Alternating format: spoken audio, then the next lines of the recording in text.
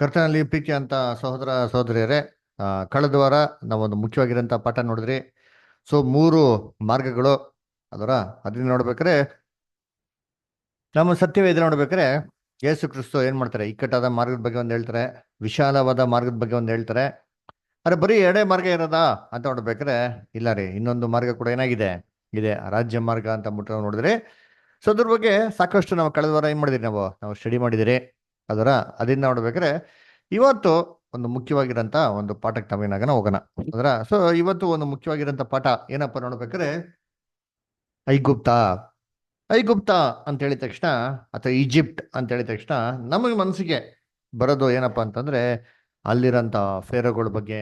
ಅದರ ಫೇರೋಗಳಿದ್ರು, ಏನ್ ಮಾಡ್ತಾ ಇದ್ರು, ಅಲ್ಲಿ ಆಳ್ವಿಕೆ ಮಾಡ್ತಾ ಇದ್ರು ಅಂತ ಅಂದ್ಬಿಟ್ಟು ನಮ್ಗೇನಾದ್ರು ಜ್ಞಾಪಕ ಬರ್ತಾರೆ. ಅದೇ ರೀತಿ ಆ ಒಂದು ಐಗುಪ್ತ ದೇಶದಲ್ಲಿ ಇರುವಂತ ಏನ್ರಿ ಅದ್ಭುತ ಅಂತ ವಿಚಾರಗಳು ಅಲ್ವರ. ಇಸ್ರೇಲ್ ಜನಗಳು ಇರ್ಬೇಕಾರೆ ದೇವರು ಮೋಸೆ ಮುಖಾಂತರ ಯಾವ ತರ ಬಿಡುಗಡೆ ಮಾಡಿದ್ರು, ಯಾವ ತರ ಅದ್ಭುತ ಕೆಲಸಗಳು ನಡೀತು. ಆಮೇಲೆ ಅಲ್ಲಿರೋಂಥ ಒಂದು ದೊಡ್ಡ ದೊಡ್ಡ ಪಿರಮಿಡ್ಗಳು ನಮ್ಗೆ ಏನಾಗ್ತಾರೆ, ನಮ್ಮ ಕಣ್ಣು ದೃಷ್ಟಿಗೆ ಏನಾಗ್ತಾರೆ, ಫಸ್ಟ್ ನಮ್ಗೆ ಬರ್ತಾರೆ ಅಲ್ವರ. ಅದರಿಂದ one of the ancient wonders of the world ಇನ್ನ ಇದೆ ಅಂತಂದ್ರೆ, ಅದ್ರಲ್ಲಿರೋದು ಉಳಿದಿರೋದು ಒಂದೇ ಒಂದು, ಅದ್ಯಾದಪ್ಪ ಅಂತಂದ್ರೆ ದ ಪಿರಮಿಡ್. ಅದು ಪಿರಮಿಡ್ ಆಫ್ ಗೀಜಾ ಅಂತಂದ್ರ. ಸೊ ಎಷ್ಟೋ ಪಿರಮಿಡ್ಗಳೇನಾಗಿದೆ ಇದೆ, ಎಷ್ಟೋ ಅದ್ಭುತಗಳಿದೆ. 7 ಹಳೆ ಅದ್ಭುತಗಳಲ್ಲಿ, ಆ 7 ಹಳೆ ಅದ್ಭುತಗಳಲ್ಲಿ ಉಳಿದಿರೋಂಥದ್ದು ಒಂದೇ ಒಂದ್ರಿ, ಕೊನೆಯದಾಗಿ ಯಾವ್ದಪ್ಪ ಅಂದ್ರೆ ಆ ಪಿರಮಿಡ್ಗಳು. ಇದರಿಂದ ಎಲ್ಲಾ ಅದ್ಭುತಗಳು ಏನಾಗಿದೆ, ಎಲ್ಲ ನಾಶ ಆಗಿದೆ. ಅದ್ರಲ್ಲಿ ಉಳಿದಿರೋಂಥದ್ದು ಒಂದೇ ಒಂದು ಅಂತ ನಾವೇನ್ ಮಾಡ್ತೀವಿ ನೋಡ್ತೀರಿ ಅದರ. ಅದಕ್ಕೆ ಈ ಪಿರಮಿಡ್ ವೈಶಿಷ್ಟ್ಯತೆ ಏನಪ್ಪಾ ಅಂತ ನೋಡ್ಬೇಕಾರೆ ಏನ್ರಿ, ಎಷ್ಟೋ ಪಿರಮಿಡ್ಗಳೇನಾಗಿದೆ ಇದೆ. ಆದ್ರೆ ಇವತ್ತು ನಾವು ಓದೋದು ಒಂದು ಸ್ಪೆಷಲ್ ಆಗಿರೋಂಥ ಏನ್ರಿ, ಒಂದು ಪಿರಮಿಡ್, ಅದರ ದ ಪಿರಮಿಡ್ ಆಫ್ ಗೀಜಾ ಅಂತ ಹೇಳ್ತಾರೆ. ಅದಕ್ಕೆ ನಮ್ಗೆ ಬರೀ ಐಗುಪ್ತ ದೇಶದಲ್ಲಿ ಮಾತ್ರ ಪಿರಮಿಡ್ ಇದೆ ಅಂತ ತಿಳ್ಕೊಂಡಿರ್ಬೋದು. ಐಗುಪ್ತ ದೇಶ ಮಾತ್ರ ಅಲ್ಲ, ಇಡೀ ಲೋಕದಲ್ಲಿ ಎಷ್ಟೋ ಜಾಗದಲ್ಲಿ ಏನಾಗಿದೆ ಪಿರಮಿಡ್ಗಳು ಇದೆ. ಆದ್ರೆ ಐಗುಪ್ತ ದೇಶದಲ್ಲೇ ಸುಮಾರು 118 ಪಿರಮಿಡ್ಗಳೇನಾಗಿದೆ ಇರೋದು ನಾವೇನ್ ಮಾಡೋದು ಅಲ್ಲಿ ನೋಡ್ಬೋದು ಅಲ್ವರ. ಸೊ ಈ ಒಂದು ಪಿರಮಿಡ್ ಆಫ್ ಗೀಜಾ ಎಷ್ಟು ದೊಡ್ಡದಾಗಿದೆ, ಎಷ್ಟು ಗಾತ್ರ, ಎಷ್ಟು ವಿಶಾಲವಾಗಿದೆ ಅಂತ ನೋಡೋದಂತಂದ್ರೆ, ಅದರದ ಒಂದು ಏನ್ರಿ ಬೇಸ್ 764 ಫೀಟ್ ಏನಾಗಿದೆ ಇದೆ. ಅದೊಂದು ಹೈಟ್ 486 ಫೀಟ್ ಏನಾಗಿದೆ ಇದೆ ಅಲ್ವರ. ಸೊ ಟೋಟಲ್ ಆಗಿ ಆ ಪಿರಮಿಡ್ ಅದು ಎಂತೆ ಅದನ್ನ ಕಟ್ಟೋದಿಕ್ಕೆ ಬೇಕಾಗಿರೋಂಥ ಸ್ಥಳ ಎಷ್ಟಪ್ಪ ನೋಡ್ತೀರಿ, 13 ಸ್ಕ್ವೇರ್ ಏಕರ್ಸ್ ಅಂತ ನಾವೇನ್ ಮಾಡ್ತೀರಿ ನೋಡ್ತೀರಿ. 13 ಸ್ಕ್ವೇರ್ ಏಕರ್ ಸ್ಥಳ ಏನಾಗಿದೆ ಅಂದ್ರೆ ಆ ಪಿರಮಿಡ್ ನ ಬಳಕೆಗೆ ಏನ್ ಮಾಡಿದ್ದಾರೆ, ಅಲ್ಲಿ ಯೂಸ್ ಮಾಡಿದ್ದಾರೆ ಅದರ. ಏನಪ್ಪ ಇದು 13 ಏಕರ್ ಅಂತಂದ್ರೆ, ನಮ್ಗೆ ಅರ್ಥ ಆಗೋ ಥರ ಹೇಳ್ಬೇಕು ಅಂದ್ರೆ, ಫುಟ್ಬಾಲ್ ಗ್ರೌಂಡ್ ಯಾರ ನೋಡಿದ್ದೀರಾ ಏನ್ರಿ? ಆ ಫುಟ್ಬಾಲ್ ಗ್ರೌಂಡ್ ಅದು 10 ಫುಟ್ಬಾಲ್ ಗ್ರೌಂಡ್ ಸೇರ್ಸಿದ್ರೆ ಎಷ್ಟು ದೊಡ್ಡದಾಗ್ತದೋ ಅಷ್ಟು ದೊಡ್ಡದಾಗಿರೋಂಥ ಒಂದು ಸ್ಥಳದಲ್ಲಿ ಏನ್ ಮಾಡೋದು, ಪಿರಮಿಡ್ ಏನ್ ಮಾಡಿದ್ದು ಅದನ್ನ ಕಟ್ಟಿರೋದು. ಅದಕ್ಕೆ ನೋಡ್ಬೇಕಾರೆ ಏನ್ರಿ, 19th ಸೆಂಚುರಿವರೆಗೂ the tallest human built structure ಅಂತಂದ್ರೆ ಯಾವ್ದಪ್ಪ ಇತ್ತು ಅಂತ ನೋಡ್ತೀರಿ ಲೋಕದಲ್ಲಿ ಅಂತಂದ್ರೆ ಏನ್ರಿ, ಪಿರಮಿಡ್ ಇತ್ತು. ಆದ್ರೆ ಏನ್ರಿ ಇವಾಗ ಇತ್ತೀಚೆಗೆ ಬುರ್ಜ್ ಖಲೀಫಾ ಏನ್ ಮಾಡಿದ್ದಾರೆ, ಅಲ್ಲಿ ಕಟ್ಟಿದ್ದಾರೆ ಅದರ. ಆ ಬುರ್ಜ್ ಖಲೀಫಾ ಕಟ್ಟಿರೋದ್ರಿಂದ ಇದು ಪಿರಮಿಡ್ಗಿಂತ ಏನ್ರಿ ಟಾಲೆಸ್ಟ್ ಆಗಿರೋಂಥ ಒಂದು ಬಿಲ್ಡಿಂಗ್ ಅಂತ ನಾವೇನ್ ಮಾಡ್ತೀರಿ ಅಲ್ಲಿ ನೋಡ್ತೀರಿ ಅಲ್ವರ. ಸದ್ಯದಿಂದ ನೋಡ್ಬೇಕಾದ್ರೆ ಇವಾಗ the second tallest building in the world ಅಂತ ನೋಡ್ಬೇಕಾದ್ರೆ ಯಾವ್ದಪ್ಪ ಅಂದ್ರೆ ಪಿರಮಿಡ್ ಅಂತ ಏನ್ ಮಾಡ್ತೀರಿ ನೋಡ್ತೀರಿ ಅದರ. ಸೊ ಈ ಪಿರಮಿಡ್ ಅಲ್ಲಿ ಹೆಚ್ಚು ಕಮ್ಮಿ ಏನ್ರಿ 23 ಲಕ್ಷಕ್ಕಿಂತ ಮೇಲ್ಪಟ್ಟಂತ ಕಲ್ಲುಗಳು ಏನ್ ಮಾಡಿದ್ದಾರೆ, ದೊಡ್ಡ ದೊಡ್ಡ ದೊಡ್ಡ ಬಂಡೆಗಳು, ಗ್ರನೈಟ್ ಬ್ಲಾಕ್ಸ್ ಏನ್ ಮಾಡಿದ್ದಾರೆ ಅಲ್ಲಿ ಯೂಸ್ ಮಾಡಿ ನೋಡ್ತೀರಿ ಅಲ್ವರ. ಏನ್ರಿ ನೋಡ್ಬೋದು ಅಂತಂದ್ರೆ, ಈ ಒಂದು ಒಟ್ಟಾರೆ ಈ ಪಿರಮಿಡ್ ತೂಕ ಎಷ್ಟಪ್ಪ ಇದೆ ಅಂದ್ರೆ 60 ಲಕ್ಷ ಟನ್ಗಿಂತ ಅಧಿಕವಾಗಿರೋ ತೂಕ ಏನಾಗಿದೆ ಇದೆ. ಈ ಪಿರಮಿಡ್ ಅಲ್ಲಿ ಯೂಸ್ ಮಾಡಿರೋಂಥ ಒಂದು ಕಲ್ಲುಗಳ ಒಂದು ಆವರೇಜ್ ತೂಕ, ಕನಿಷ್ಠ ತೂಕ ಎಷ್ಟಪ್ಪ ಇದೆ ಅಂತಂದ್ರೆ ಏನ್ರಿ 16 ಟನ್ ಏನಾಗಿದೆ ಇದೆ ಅದರ. ಕೆಲವೊಂದು ಕಲ್ಲುಗಳಂತೂ 800 ಟನ್ಗಿಂತ ಏನಾಗಿದೆ ಜಾಸ್ತಿ ಇರೋದು ನಾವೇನಪ್ಪ ಅಂದ್ಬಿಟ್ಟು ನೋಡ್ಬೋದು ಅದರ. ಸೊ ಅದರಿಂದ ಈ ಒಂದು ಗ್ರನೈಟ್ ಬ್ಲಾಕ್ಸ್ಗಳು ನೋಡಿ ಎಲ್ಲಿಂದ ತೆಗೆದಿದ್ದಾರೆ ಅಂತಂದ್ರೆ, ಅಲ್ಲಿ ಐಗುಪ್ತ ದೇಶದಲ್ಲಿರೋಂಥ ಗಣಿಗಳಿಂದ ಏನ್ ಮಾಡಿದಾರೆ ನಾವು ತೆಗೆದಿರೋದು ನೋಡ್ಬೋದು. ನೋಡ್ರಿ, ಆ ಕಾಲದಲ್ಲಿ ಸುಮಾರು 4000 ವರ್ಷ ಮುಂಚೆ ಯಾವುದೇ ರೀತಿ ಮಾಡರ್ನ್ ಎಕ್ವಿಪ್ಮೆಂಟ್ ಇಲ್ದ್ರ ನೋಡಿ ಈ ತರ ದೊಡ್ಡ ದೊಡ್ಡ ಗ್ರಾನೈಟ್ ಬ್ಲಾಕ್ಗಳನ್ನ ಏನ್ರಿ ಮಾಡಿದಾರೆ ಅಂದ್ರೆ ಗಣಿಗಳಿಂದ ಏನ್ ಮಾಡಿದಾರೆ ತೆಗ್ದಿ ಏನ್ ಮಾಡಿದಾರೆ ತಂದಿರೋದು ನೋಡ್ಬೋದು. ಇಲ್ಲಿ ನೋಡ್ಬೋದು ನಿಂತೀನಿ ಒಬ್ಬ ಮನುಷ್ಯ ಏನ್ರಿ 6 ಅಡಿ ಇದ್ದಾನೆ, ಆದ್ರೆ ಆ ಗ್ರನೈಟ್ ಕಲ್ಲು ಅವನ್ಕಿಂತ ಏನಾಗಿದೆ ಎತ್ತರವಾಗಿದೆ. ಅಂದ್ರೆ ಇದ್ರಲ್ಲಿ ಏನಪ್ಪ ಗೊತ್ತಾಗ್ತದೆ ಅಂದ್ರೆ ಒಂದೊಂದು ಗ್ರನೈಟ್ ಬ್ಲಾಕ್ಗಳ ಸೈಜು ಏನ್ರಿ ಕಮ್ಮಿ ಅಂತಂದ್ರು 12 ಅಡಿ ಏನಾಗಿದೆ ಅಲ್ಲಿ ಎತ್ತರವಾಗಿದೆ. ಉದ್ದ ಕೂಡ ಏನಾಗಿದೆ ಸಾಕಷ್ಟು ಉದ್ದ ಏನಾಗಿದೆ ಅಲ್ಲಿದೆ. ಸೊ ಇಷ್ಟೊಂದು ದೊಡ್ಡ ದೊಡ್ಡ ಏನ್ರಿ ಕಲ್ಲುಗಳನ್ನ ಆ ಒಂದು ಗಣಿಯಿಂದ ಹೇಗೆ ಕೆತ್ತಿದ್ರು. ಆ ಕಾಲದಲ್ಲಿ ಯಾವುದೇ ರೀತಿ ಮಾಡರ್ನ್ ಎಕ್ವಿಪ್ಮೆಂಟ್ಸ್ ಇಲ್ಲ, ಮಿಷಿನರಿಗಳಿಲ್ಲ, ಆದ್ರೂ ಕೂಡ ನೋಡ್ಬೇಕಾದ್ರೆ ಅಷ್ಟು ಶಾರ್ಪ್ ಆಗಿ ಅಷ್ಟು ಪ್ರಿಸೈಸ್ ಆಗಿ ಕಟ್ ಮಾಡಿ ಅಲ್ಲಿಂದ ತಗೊಂಡು ಏನ್ರಿ ಆ ಐಗುಪ್ತ ದೇಶದಲ್ಲಿ ಇರೋಂಥ ಪಿರಮಿಡ್ನ ಕಟ್ಟಿರೋದು ನಿಜವಾಗ್ಲೂ ನೋಡ್ಬೇಕಾರೆ ಏನ್ರಿ ಒಂದು ಗ್ರೇಟ್ ವಂಡರ್. ಆಮೇಲೆ ಇನ್ನೊಂದು ಏನಪ್ಪ ಸ್ಪೆಷಾಲಿಟಿ ಅಂದರೆ ಈ ಪಿರಮಿಡ್ನ ಕಟ್ಬೇಕಾದ್ರೆ ಒಂದು ಕಲ್ಲಿಗೂ ಇನ್ನೊಂದು ಕಲ್ಲುಗಳ ಮೇಲೆ ಏನ್ರಿ ಕಟ್ಬೇಕಾದ್ರೆ ಆ ಸೆಂಟ್ರಲ್ಲಿ ಯಾವುದೇ ರೀತಿ ಸಿಮೆಂಟ್ ಆಗಲಿ ಯಾವುದೇ ರೀತಿ ಒಂದು ಲೇಪನಗಳನ್ನ ಹಾಕಿ ಅದನ್ನೇ ಮಾಡಲ್ಲ, ಒಂದು ಕಲ್ ಮೇಲೆ ಒಂದು ಕಲ್ಲನ್ನ ಇಟ್ಟಿಲ್ಲ ರೀ. ಜಸ್ಟ್ ಆ ಕಲ್ಲನ್ನ ಅದ್ರ ಮೇಲೆ ಹಂಗೆ ಏನ್ ಮಾಡಿದ್ದಾರೆ ಇಟ್ಟಿದ್ದಾರೆ. ಆದ್ರೂ ಕೂಡ ಎಷ್ಟು ಪ್ರಿಸೈಸ್ ಆಗಿ ಕಟ್ ಮಾಡಿದ್ದಾರೆ ಅಂತಂದ್ರೆ ಇವನ್ ಒಂದು ಚಿಕ್ಕದಾಗಿರೋಂಥ ಬ್ಲೇಡ್ನ ಕೂಡ ಏನ್ ಮಾಡಕ್ಕಾಗಲ್ಲ, ಸೆಂಟ್ರಲ್ ನಾವು ಸೇರ್ಸೋದಿಕ್ಕಾಗಲ್ಲ ಅಂತ ಗ್ಯಾಪ್ ಇಲ್ದಿರ ಏನ್ರಿ ಆ ಪಿರಮಿಡ್ನ ಕಟ್ಟಿರೋದು ನೋಡ್ತೀರಿ. ಹಾಗಾದ್ರೆ ಈ ಪಿರಮಿಡ್ಗೆ ಬಳಕೆ ಮಾಡಿದಂಥ ಕಲ್ಗಳನ್ನ ಎಲ್ಲಿಂದಪ್ಪ ತಂದ್ರು ಅಂತ ನೋಡೋದಂತಂದ್ರೆ ಏನ್ರಿ ಇದು ಐಗುಪ್ತ ದೇಶದಲ್ಲಿ ಆ ಸಿನಾಯಿ ಏನ್ರಿ ಅರಣ್ಯ ಇತ್ತು ಗೊತ್ತಾ, ಆ ಸಿನಾಯಿ ಅಂತ ಮತ್ತ ಅರಣ್ಯದಿಂದಾನೇ ಏನ್ ಮಾಡಿರೋದಪ್ಪ ಅಂದ್ರೆ ಈ ಕಲ್ಗಳನ್ನ ಏನ್ ಮಾಡಿರೋದು ತಂದಿರೋದು ನಾವ್ ಏನ್ ಮಾಡ್ಬೋದು ನೋಡೋದ್ರಲ್ಲಿ ಗಮನಿಸ್ಬೋದು ಅಲ್ವರ. ಯೋಚನೆ ಮಾಡಿರ್ತೀನಿ, ಸಿನಾಯಿ ಪರ್ವತ ಮೋಸೆಸ್ ಹೋದ್ನಲ್ಲ ಸಿನಾಯಿ ಪರ್ವತಕ್ಕೆ ಅಲ್ವರ, ಏನ್ರಿ ಅದು ಏನ್ರಿ 70,000 ಅಡಿ ಎತ್ತರವಾಗಿರೋಂಥ ಒಂದು ಸಿನಾಯಿ ಪರ್ವತ ಅಂತ. ಆ ಪರ್ವತಕ್ಕೆ ಅಲ್ಲಿರೋಂಥ ಅಕ್ಕಪಕ್ಕ ಪರ್ವತಗಳಲ್ಲಿ ಏನ್ ಮಾಡಿದ್ದಾರೆ ಈ ಕಲ್ಗಳನ್ನ ತಗೊಂಬಂದು ಏನ್ ಮಾಡಿದ್ದಾರೆ ಅಲ್ಲಿ ಅಲ್ಲಿ ಕೆತ್ತಿ ಈ ಪಿರಮಿಡ್ನ ಕಟ್ಟಿರೋದು. ಸೊ ಅದರಿಂದ ಆ ಕಾಲದಲ್ಲೇ ಯಾವುದೇ ರೀತಿ ಒಂದು ಮಿಷಿನರಿ ಇಲ್ಲ, ಯಾವುದೇ ರೀತಿ ಸಾಗಾಣಿಕೆ ಮಾಡಕ್ಕೆ ಯಂತ್ರಗಳಿಲ್ಲ, ಗಾಡಿಗಳಿಲ್ಲ. ಆದ್ರೂ ಕೂಡ ಇಷ್ಟು ದೊಡ್ಡ ಗಾತ್ರಗಳಿಂದ ಕಲ್ಲುಗಳನ್ನ ಅಷ್ಟು ಕ್ಲೀನಾಗಿ ಏನ್ರಿ ಗಣಿಯಲ್ಲೇ ಕಟ್ ಮಾಡಿಕೊಂಡು ಹೇಗೆ ತಂದ್ರು, ಇದನ್ನ ಅಷ್ಟು ಎತ್ತರವಾಗಿರೋ ಸ್ಥಳಕ್ಕೆ ಹೇಗೆ ಸಾಗಾಣಿಕೆ ಮಾಡಿದ್ರು, ಇದನ್ನ ಹೇಗೆ ಕಟ್ಟಿರ್ಬೋದು ಅಂತ ನೋಡ್ಬೇಕಾದ್ರೆ ಇವತ್ತು ಕೂಡ ಏನಾಗಿದೆ ಅಂದ್ರೆ ದ ಗ್ರೇಟ್ ಮಾರ್ವಲ್ ಅಲ್ವರ ಅಂತ ನಾವೇನ್ ಮಾಡ್ತೀವಿ ಆರ್ಕಿಟೆಕ್ಟ್ ಫೀಲ್ಡ್ ನೋಡ್ಬೇಕಾದ್ರೆ ಆರ್ಕಿಟೆಕ್ಟ್ ಇಂಜಿನಿಯರಿಂಗ್ಲೇ ಇಸ್ ದ ಗ್ರೇಟೆಸ್ಟ್ ಮಾರ್ವಲ್ ಅದರ. ಇವತ್ತು ಕೂಡ ಜನಗಳು ಏನ್ ಮಾಡ್ತಾರೆ ಆಶ್ಚರ್ಯ ಪಡ್ತಾರೆ, ಇದೇನ್ ಕಟ್ಟಕ್ ಶುರು ಆಯ್ತು, ಹೆಂಗ್ ಕಟ್ಟಿದ್ರು ಅಂತಂದ್ರ. ಒರಿಜಿನಲ್ ಆಗಿ ನೋಡ್ಬೇಕಾದ್ರೆ ಈ ಪಿರಮಿಡ್ ಮೇಲೆ ಅಂದ್ರೆ ಕವರ್ ಮಾಡೋದಕ್ಕೆ ಈ ಕೇಸಿಂಗ್ ಸ್ಟೋನ್ ಅಂತ ಏನಾಗಿತ್ತು ಇತ್ತು ಅದರ. ನೋಡಿ ಈ ತರ ನೋಡ್ಬೋದು ಕೇಸಿಂಗ್ ಸ್ಟೋನ್ ಅದರ ವೈಟ್ ಕಲರ್ ಇದೆಲ್ಲ ಅದು ಕೇಸಿಂಗ್ ಸ್ಟೋನ್. ಈ ಕೇಸಿಂಗ್ ಸ್ಟೋನ್ ಇವಾಗ ಏನಾಗಿಲ್ಲ ಇಲ್ಲ, ಈ ಕೇಸಿಂಗ್ ಸ್ಟೋನು ಏನ್ರಿ ಒಳ್ಳೆ ಬಿಳಿ ಮಾರ್ಬಲ್ ಅಲ್ರ, ಅದ್ರಲ್ಲಿ ಏನ್ ಮಾಡಿದ್ದು ಅಲ್ಲಿ ಅದನ್ನ ಏನ್ ಮಾಡಿದ ಕಟ್ಟಿದ್ದು ಅಲ್ರ. ಆದ್ರೆ ಏನ್ರಿ ಇದನ್ನ ಇವಾಗ ಅಲ್ಲಿ ಕಾಣಿಸಲ್ಲ. ನೀವು ಐಗುಪ್ತ ದೇಶಕ್ಕೆ ಹೋದ್ರೆ ಪಿರಮಿಡ್ ನೋಡಕ್ ಹೋದ್ರೆ ಅಲ್ಲೇನಾಗಲ್ಲ ಅದು ಅದು ಕಾಣಿಸೋದಿಲ್ಲ ಅಲ್ವರ. ಹಳೆ ಕಾಲದಲ್ಲಿ ಇದು ವೈಟ್ ಮಾರ್ಬಲ್ ಇಂದ ಮಾಡಿರೋದನ್ನ ದೂರದಲ್ಲಿ ಎಷ್ಟು ಚೆನ್ನಾಗಿ ಕಾಣಿಸ್ತಾ ಇತ್ತು ಅಂದ್ರೆ ಸೂರ್ಯನ ಬೆಳಕು ಬಿದ್ದರೆ ಏನ್ರಿ ಅವನು ಪ್ರಕಾಶವಾಗಿ ಏನ್ರಿ ಐಗುಪ್ತ ದೇಶ ಎಲ್ಲಿದೆ ಅಂತಂತ ಹೇಳ್ಬೇಕ್ರೆ ಅಲ್ಲಿ ಬೆಳಕು ಕಾಣಿಸ್ತೀವಿ ನೋಡ್ರಿ, ಅದೇ ಐಗುಪ್ತ ದೇಶ ಅಂತ ಕ್ಲೀನಾಗಿ ಕಂಡುಹಿಡಿಬೋದ್ರಿ. ಅಷ್ಟು ಬ್ರೈಟ್ ಆಗಿ ಏನ್ ಮಾಡ್ತೈತೆ ಅಂದ್ರೆ ಅದು ಕಾಣಿಸ್ತೈತಂತೆ. ಆಮೇಲೆ ಆ ಪಿರಮಿಡ್ ತುದಿಯಲ್ಲಿ ಏನ್ರಿ ಫುಲ್ ಟಾಪ್ ಅಲ್ಲಿ ಪ್ಯೂರ್ ಗೋಲ್ಡ್ ಇಂದ ಏನ್ ಮಾಡಿದ್ರು ಒಂದು ಕ್ಯಾಪಿಂಗ್ ಸ್ಟೋನ್ ಅಂತ ಹಾಕ್ಬಿಟ್ಟು ಏನ್ ಮಾಡಿದಂತೆ ಅದನ್ನ ಇಟ್ಟಿದ್ರಂತೆ ಅದರ. ಸತಿ ನೋಡ್ಬೇಕಾದ್ರೆ ಆ ಚಿನ್ನ ಇರೋದ್ರಿಂದ ಏನು ಪ್ರಕಾಶವಾಗಿ ಏನಾಗದಂತೆ ಕಾಣಿಸಂತೆ ಅದರ. ಅದಕ್ಕೆ ಅದಕ್ಕೆ ಇಕೆತ್ ಅಂತ ಐಗುಪ್ತ ದೇಶದ ಕರೀತಾ ಇರೋದು. ಇಕೆತ್ ಅಂದ್ರೆ ಏನಪ್ಪಾ ಅಂದ್ರೆ ದ ಗ್ಲೋರಿಯಸ್ ಲೈಟ್ ಅಂತಂದ್ಬಿಟ್ಟು. ಯಾಕಂದ್ರೆ ಒಂದು ಒಳ್ಳೆ ವಜ್ರ ತರ ಏನಾಗೋದು ಅದು ಭಯಂಕರವಾಗಿ ಆ ಒಂದು ಅರಣ್ಯದಲ್ಲಿ ಬರಡು ಭೂಮಿಲಿ ಏನಾಗೋದು ಅದು ಶೈನ್ ಆಗೋದು ಅಂತ ನೋಡ್ತೀರಿ. ಸೊ ಇವತ್ತು ಆ ಕೇಸಿಂಗ್ ಸ್ಟೋನ್ಗಳ ಇಲ್ಲ. ಏನಪ್ಪ ಮಾಡಿದಾರೆ ಅಂದ್ರೆ ಅರಬ್ ಅಲ್ಲಿರೋಂಥ ಖಲೀಫ್ಗಳು ಅವರೆಲ್ಲ ಏನ್ ಮಾಡಿದ್ರೆ ಡಕಾಯ್ತಾರಲ್ಲ ಆ ಮೇಲಿರೋಂಥ ಕೇಸಿಂಗ್ ಸ್ಟೋನ್ ಎಲ್ಲ ಕತ್ಕೊಂಡೋಗಿ ಇವತ್ತು ಅವ್ರ ದೇಶಗಳಲ್ಲಿ ಅನೇಕ ಒಂದು ಏನ್ರಿ ಮಸೀದಿ ಗೋರಿಗಳನ್ನ ಏನ್ ಮಾಡಿದಾರ ಅದು ಕಟ್ಕೊಂಡು ಅದು ಏನ್ ಮಾಡ್ತೀವಿ ನಾವು ಅಲ್ಲಿ ನೋಡ್ತೀರಿ ಅದರ.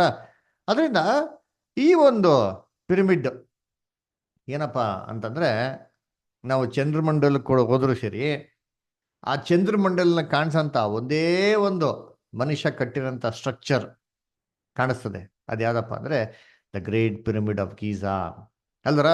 ಅದರಿಂದ ಚಂದ್ರಮಂಡಲನ ಕಾಣಿಸಂತ ಒಂದೇ ಒಂದು ಮನುಷ್ಯನ ಕಟ್ಟಿದಂಥ ವಸ್ತು ಯಾವ್ದಪ್ಪ ಅಂದರೆ ಗ್ರೇಟ್ ಪಿರಮಿಡ್. ಅಷ್ಟು ಒಂದು ದೊಡ್ಡದಾಗಿ ಏನಂತದೆ ಇದು ಇದು ಪಿರಮಿಡ್ ಇದೆ ಅಂತೆ.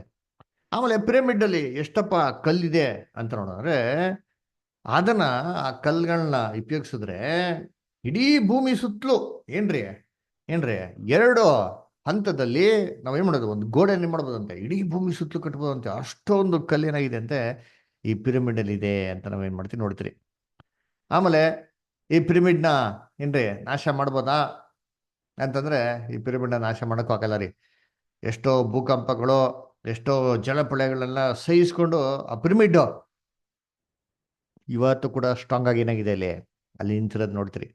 ಈವನ್ ಐಗುಪ್ತ ದೇಶದಲ್ಲಿರೋಂಥ ಗೌರ್ಮೆಂಟು ಇದನ್ನ ಹೊಡಿಬೇಕು, ಇದನ್ನ ನಾಶ ಮಾಡಬೇಕು ಅಂತಂದ್ರೆ ಅವ್ರ ಹತ್ರ ಸಫಿಷಿಯೆಂಟ್ ಆಗಿರೋಂಥ ಫಂಡ್ಸ್ ಏನಾಗಿಲ್ವಂತೀರಿ, ಇಲ್ವಂತೀರಿ. ಅಷ್ಟೊಂದು ಬಲಶಾಲಿಯಾಗಿ ಈ ಪಿರಮಿಡ್ ಏನ್ ಮಾಡಿದ ಕಟ್ಟಿರೋದು ನೋಡ್ತೀರಿ.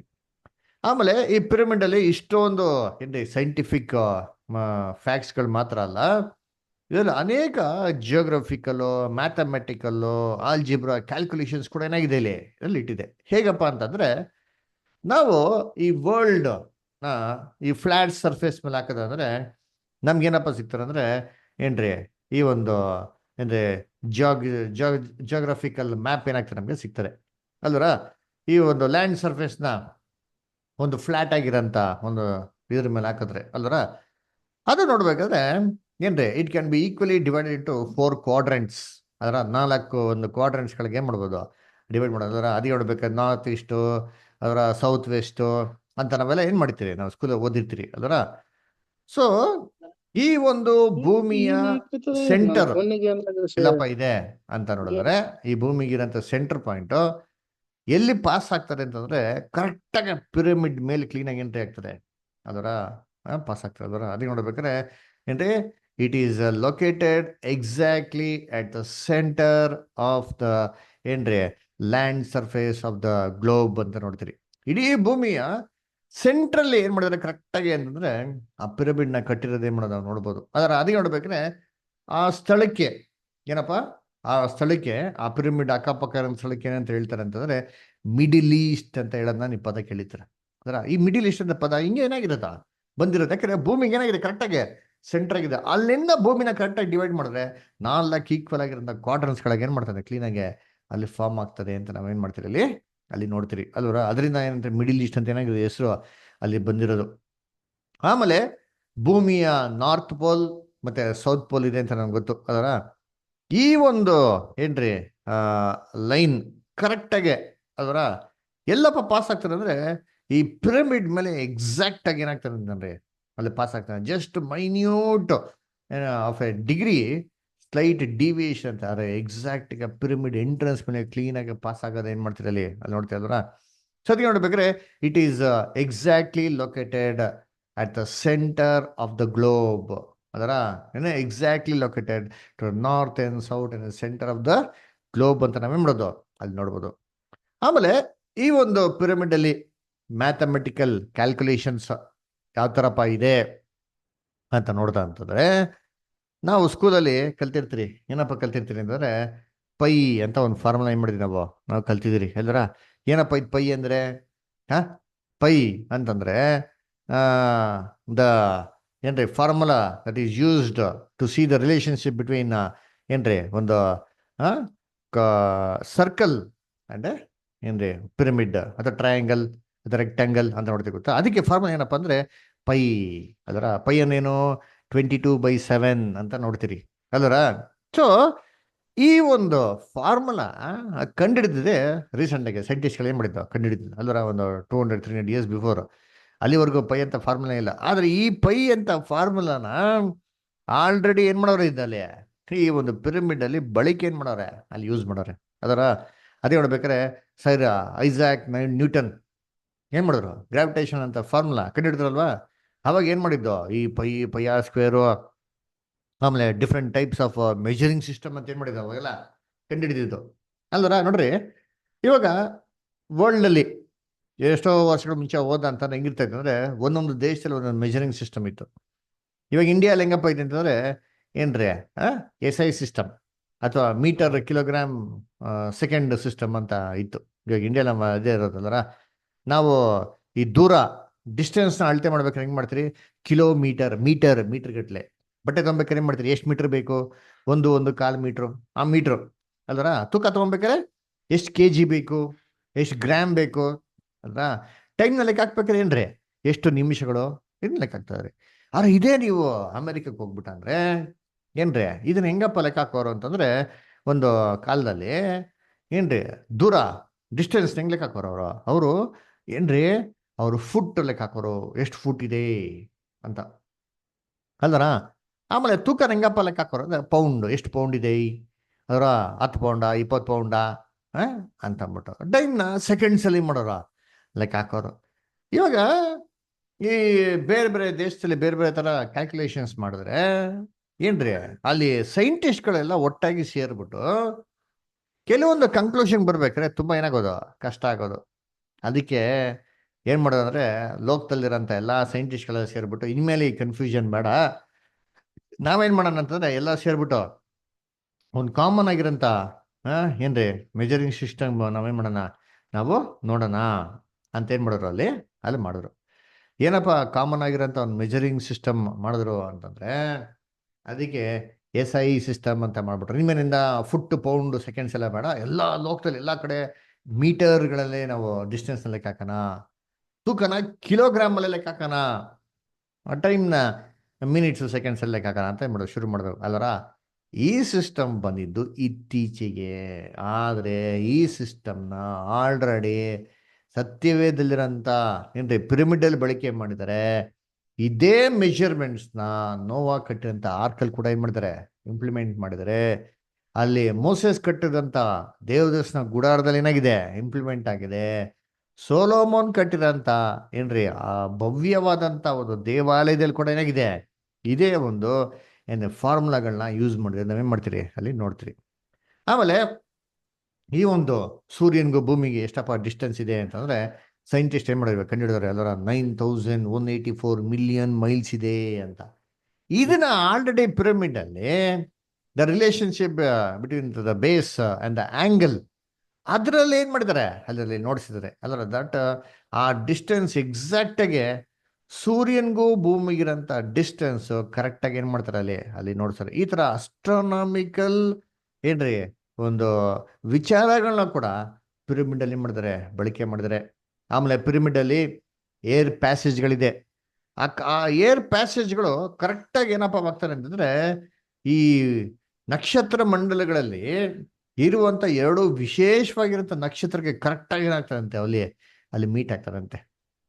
ಅದರ ಇವು ಯಾವಪ್ಪ ನಕ್ಷತ್ರಗಳು ಅಂತಂದ್ರೆ, ಯೋಬನ ಪುಸ್ತಕದಲ್ಲಿ ಬರ್ತಲ್ಲ ಆ ನಕ್ಷತ್ರಗಳಂತೆ ಅದರ. ಸೊ ಇದು ಇಷ್ಟೊಂದು ಸೈಂಟಿಫಿಕ್ ಆಗಿರೋಂಥ ವಿಚಾರಗಳನ್ನ ಬೈಬಲ್ಗೆ ರಿಲೇಟೆಡ್ ಆಗಿ ಹೆಂಗೆ ಕಟ್ಟಿದ್ರು ಅಂತ ನೋಡ್ಬೇಕಾದ್ರೆ ಇವತ್ತು ಕೂಡ ಅತಿಶಯ ರೀ ನೋಡ್ರಿ. ಆಮೇಲೆ ಆ ಪಿರಮಿಡ್ ಇಂದ ಎಂಟ್ರೆನ್ಸ್ ಇದೆ ಗೊತ್ತಾ, ಆ ಎಂಟ್ರೆನ್ಸ್ ಇಂದ ಒಂದು ಸ್ಟ್ರೈಟ್ ಲೈನ್, ಏನು ಸ್ಟ್ರೈಟ್ ಲೈನ್ ಅಂತಂದ್ರೆ ಆ ಎಂಟ್ರೆನ್ಸ್ ಪಿರಮಿಡ್ ಎಂಟ್ರೆನ್ಸ್ಗೂ ಡಿಸೆಂಡಿಂಗ್ ಒಂದು ಪ್ಯಾಸೇಜ್ ಇದೆ, ಅದು ನೋಡ್ತೀನಿ ಅತಿ ಶೀಘ್ರದಲ್ಲಿ ನಿಮಗೆ. ಅದನ್ನ ಹಂಗೆ ಲೈನ್ ಹಂಗೆ ಕಂಟಿನ್ಯೂ ಮಾಡ್ಕೊಂಡೋದ್ರೆ ಕರೆಕ್ಟಾಗಿ ಎಲ್ಲಿಗೆ ಬರ್ತಾರಪ್ಪ ಅಂತಂದ್ರೆ, ಯೆರೂಸಲೇಮ್ ಅಲ್ಲಿ ಯೇಸು ಕ್ರಿಸ್ತು ಹುಟ್ಟಿದ್ರು ಗೊತ್ತಾ ಸ್ಥಳ ಬೆತ್ಲೆಹೆಮ್, ಅದರ ಆ ಬೆತ್ಲೆಹೆಮ್ ಅಲ್ಲಿ ಎಲ್ಲಿ ಹುಟ್ಟಿದ್ರು ಅದೇ ಸ್ಥಳಕ್ಕೆ ಕರೆಕ್ಟಾಗಿ ಎಂಟ್ರಿ ಆಗ್ತಾರಂತೆ. ಅಲ್ಲಿ ಬಂದು ಅಲ್ಲಿ ಕರೆಕ್ಟಾಗಿ ಆ ಲೊಕೇಶನ್ಗೆ ಬರ್ತಾರಂತೆ ರೀ. ಅಂದ್ರೆ ಕರ್ತನಲ್ಲಿ ಪ್ರೀತಿ ಅಂತ ಸೋದರಗಳೇ, ಇದನ್ನ ಯಾರೋ ಅಷ್ಟು ಈಸಿಯಾಗಿ ಕಟ್ಟೋದಿಕ್ಕೆ ಸಾಧ್ಯ ಇಲ್ಲ ರೀ. ಯೇಸು ಕ್ರಿಸ್ತು ಹುಟ್ಟೋದಕ್ಕಿಂತ ಎಷ್ಟೋ ಸಾವಿರ ವರ್ಷ ಮುಂಚೆನೆ ಎಕ್ಸಾಕ್ಟ್ ಆಗಿ ಏನ್ ಮಾಡೋರು ಅದನ್ನ ಕಟ್ಟಾರ ನೋಡಿರ್ತೀನಿ ಅದರ. ಆಮೇಲೆ ನಮ್ಗೆಲ್ಲ ಚೆನ್ನಾಗಿ ಗೊತ್ತು ಇಂಟರ್ನ್ಯಾಷನಲ್ ಟೈಮ್ ಝೋನ್ ಅಂತಿದೆ, GMT, green which mean time ಅದರ. ನಾವಿಲ್ಲ ಅಮೆರಿಕಕ್ಕೆ ಹೋದ್ರೆ ಆಗ್ತದೆ ಟೈಮ್ ಏನಾಗ್ತದೆ, ಟೈಮ್ ಝೋನು ಚೇಂಜ್ ಆಗ್ತದೆ ಅದರ.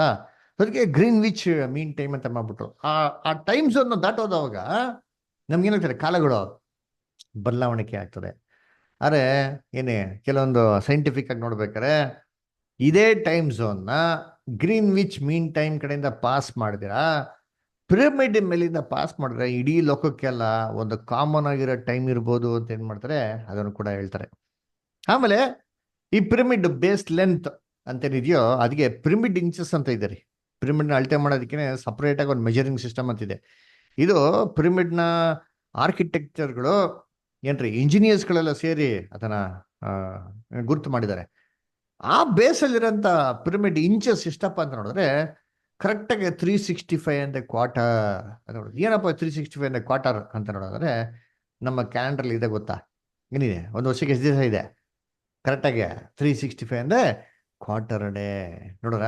ನಮ್ಗೆ ಇರೋಂಥ ಒಂದು ಸೋಲಾರ್ ಕ್ಯಾಲೆಂಡರ್ ಏನಿದೆಯೋ ಇದನ್ನ ಕರೆಕ್ಟಾಗಿ ಆ ಪಿರಮಿಡ್ ಬೇಸ್ ಲೆಂತಲ್ಲಿ ಮಾಡೋದು ನಾವು ಇದೆ ಅಂತ ನೋಡ್ಬೋದು.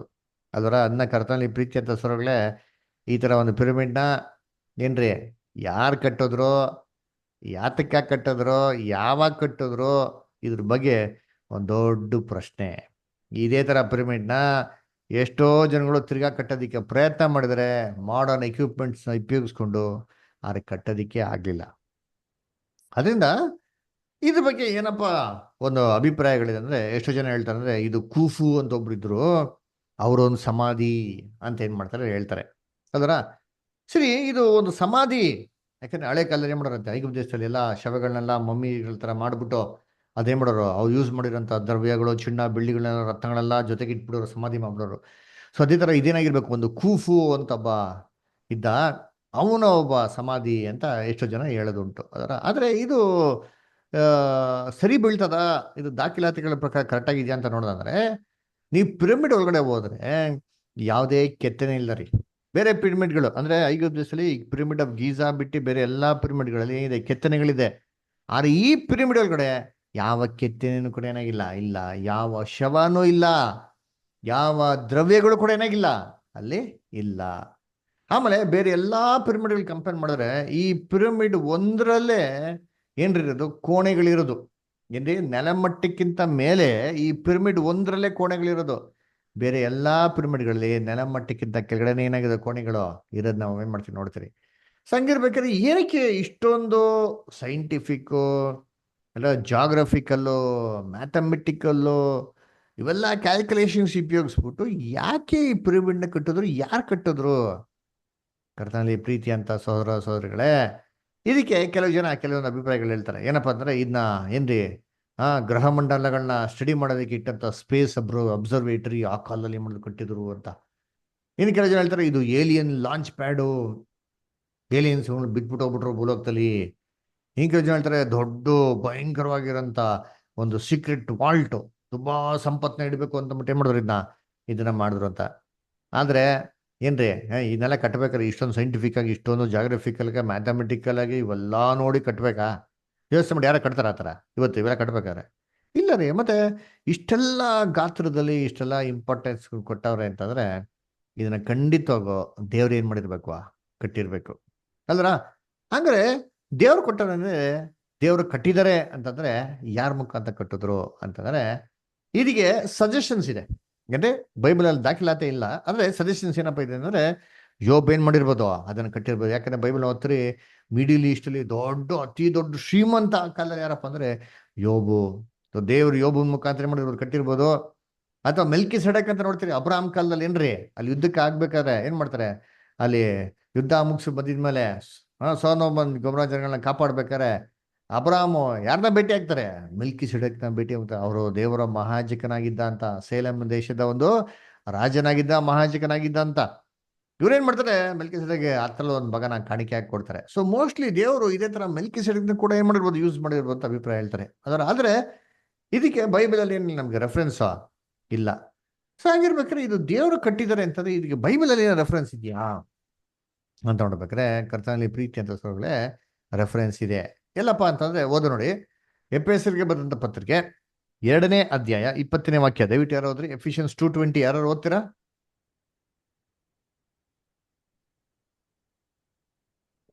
Brother sisters, anybody? ಎಫೆಸ 2:20 ಎಫೆಸರಿಗೆ ಬರೆದ ಪತ್ರಿಕೆ 2ನೇ ಅಧ್ಯಾಯ 20ನೇ ವಾಕ್ಯ. ಅಪೊಸ್ತಲರು ಪ್ರವಾದಿಗಳು ಎಂಬ ಅಸ್ತಿವಾರದ ಮೇಲೆ ನೀವು ಮಂದಿರೋಪಾದಿಯಲ್ಲಿ ಕಟ್ಟಲ್ಪಟ್ಟಿದ್ದೀರಿ. ನೋಡ್ರ ಏನ್ರಿ, ಅಪೊಸ್ತಲರು ಪ್ರವಾದಿಗಳು ಎಂಬಂತ ಅಸ್ತಿವಾರದ ಮೇಲೆ ನೀವು ಕಟ್ಟಲ್ಪಟ್ಟಿದ್ದೀರಾ. ಆಮೇಲೆ ಏನಂತಾರೆ, ಯೇಸು ಕ್ರಿಸ್ತನೇ ಓದಿ. ಯೇಸು ಕ್ರಿಸ್ತನೇ ಮುಖ್ಯವಾದ ಮೂಲೆಗಲ್ಲು. ನೋಡು. ಆತನಲ್ಲಿ ಕಟ್ಟಡದ ಎಲ್ಲಾ ಹ್ಮ್ ಭಾಗಗಳು ಹ್ಮ್ ಒಂದಕ್ಕೊಂದು ಹೊಂದಿಕೆಯಾಗಿ ಕಟ್ಟಡವು ವೃದ್ಧಿಯಾಗುತ್ತಾ ಹ್ಮ್ ಕರ್ತನಲ್ಲಿ ಪರಿಶುದ್ಧ ಆ ದೇವಾಲಯವಾಗುತ್ತದೆ. ನೋಡ್ರ, ಪರಿಶುದ್ಧ ದೇವಾಲಯವಾಗಿದೆ. ಯೇಸು ಕ್ರಿಸ್ತನಿಂದ ಮುಖ್ಯವಾದ ಮೂಲೆ ಗಲ್ಲು ಅಂತ ಬಿಟ್ರು ಅಲ್ವರ.